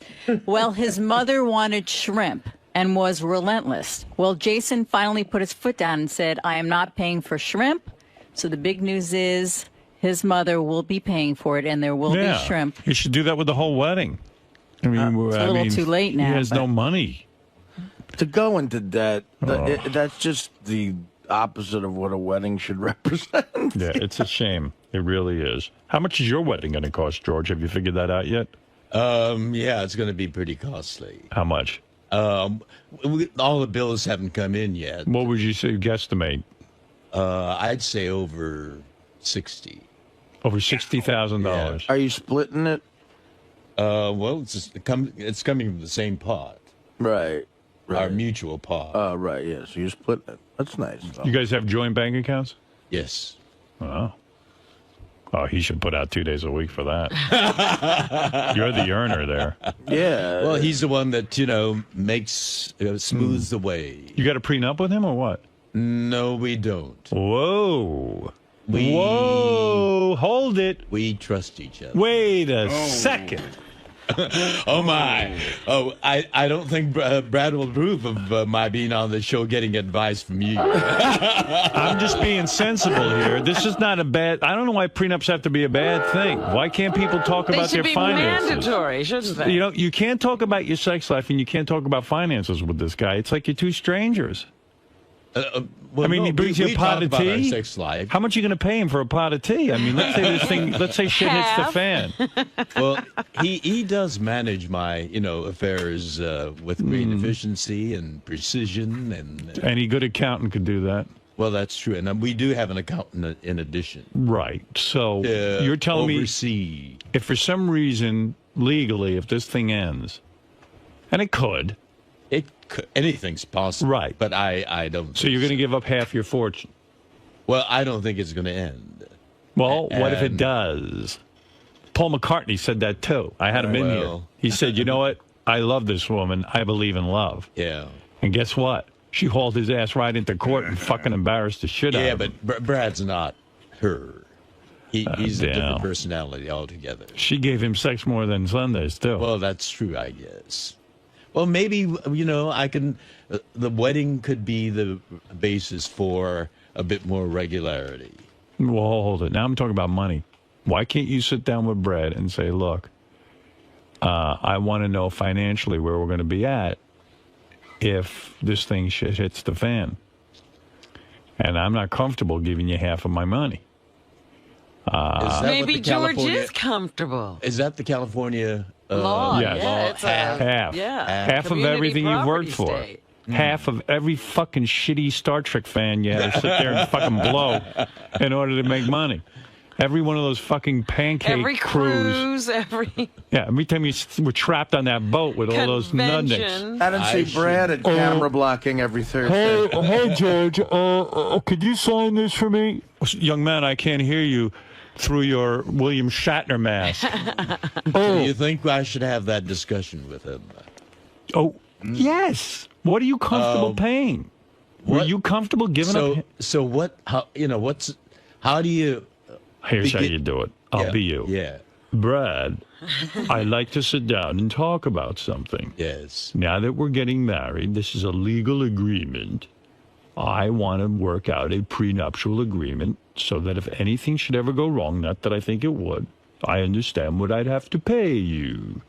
So do you negotiate some kind of percentage? Well, you would sit down with a lawyer, and he would sit down with his lawyer, and you would say, here's what I'm comfortable. Do you have a problem with this? Our lawyer is our mutual friend. No, you get two separate lawyers. Man, that's a conflict of interest. Something. I see. So we can't get... What would you feel comfortable with if you and Brad split up? Right. He's been your manager for a number of years. He's relied on you for his lifestyle and everything else. So what would you feel comfortable giving him if it didn't work out? If it really didn't work out, I don't think that's well, yeah, we know it's not. It's going to work. But if it really didn't. But if it didn't. I love him enough to say I'll give him half. There you go. Wow. Then you don't need a prenup. I'll give him half. That's love. Well, you're not saying that with a lot of confidence. You were like, I'll give him half. You're testing me. You're not comfortable with half. Why don't you admit it? Why are you not admitting that? I could give him 20%. The Arizona house, and I'll keep the L.A. house. Okay, fair enough. And, a reasonable splitting of... 50%? Hey, well, he's got to maintain the house. Who's going to get the Hummel collection? If he was a manager of anyone else, let's say he got 20%, and okay, now he's your life partner, 30%, but 50%?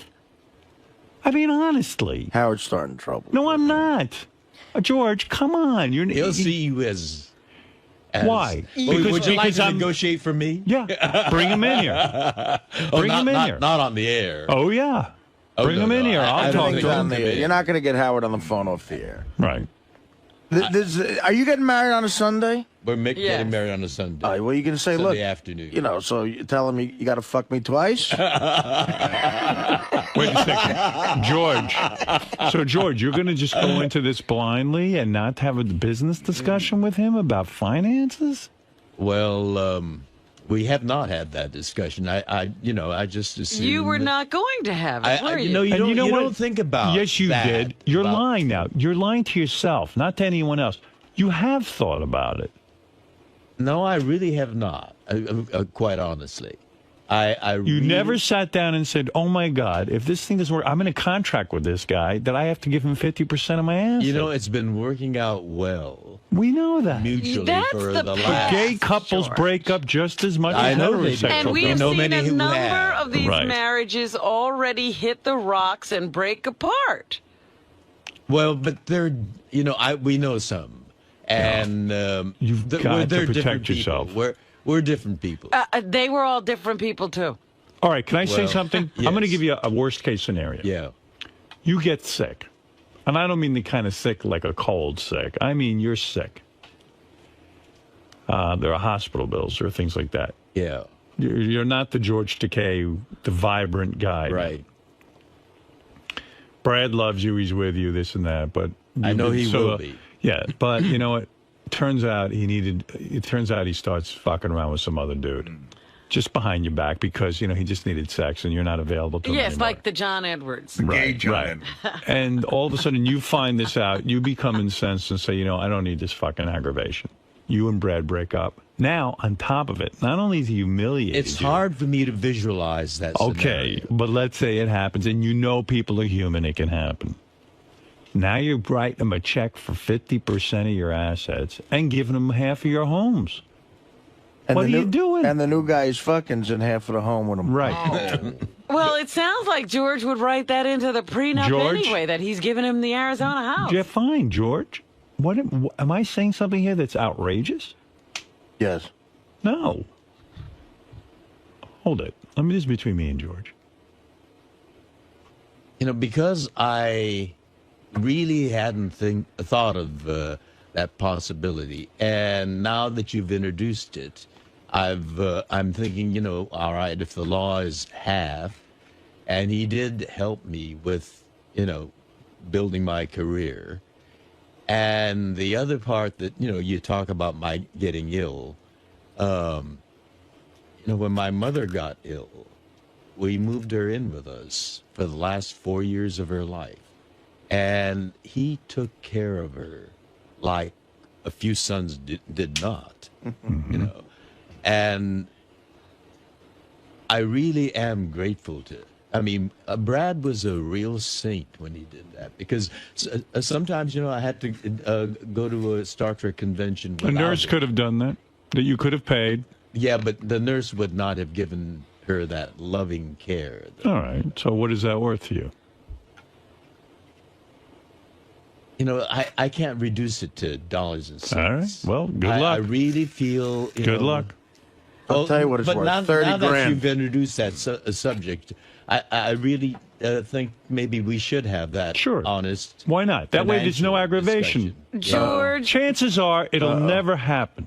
I don't Chances think are it'll it'll never happen. But if you have that tucked away, at least it gives you security that you're not going to get fleeced. But George, you're acting as if this is a fairy tale. Well, they're fairies. Oh, stop.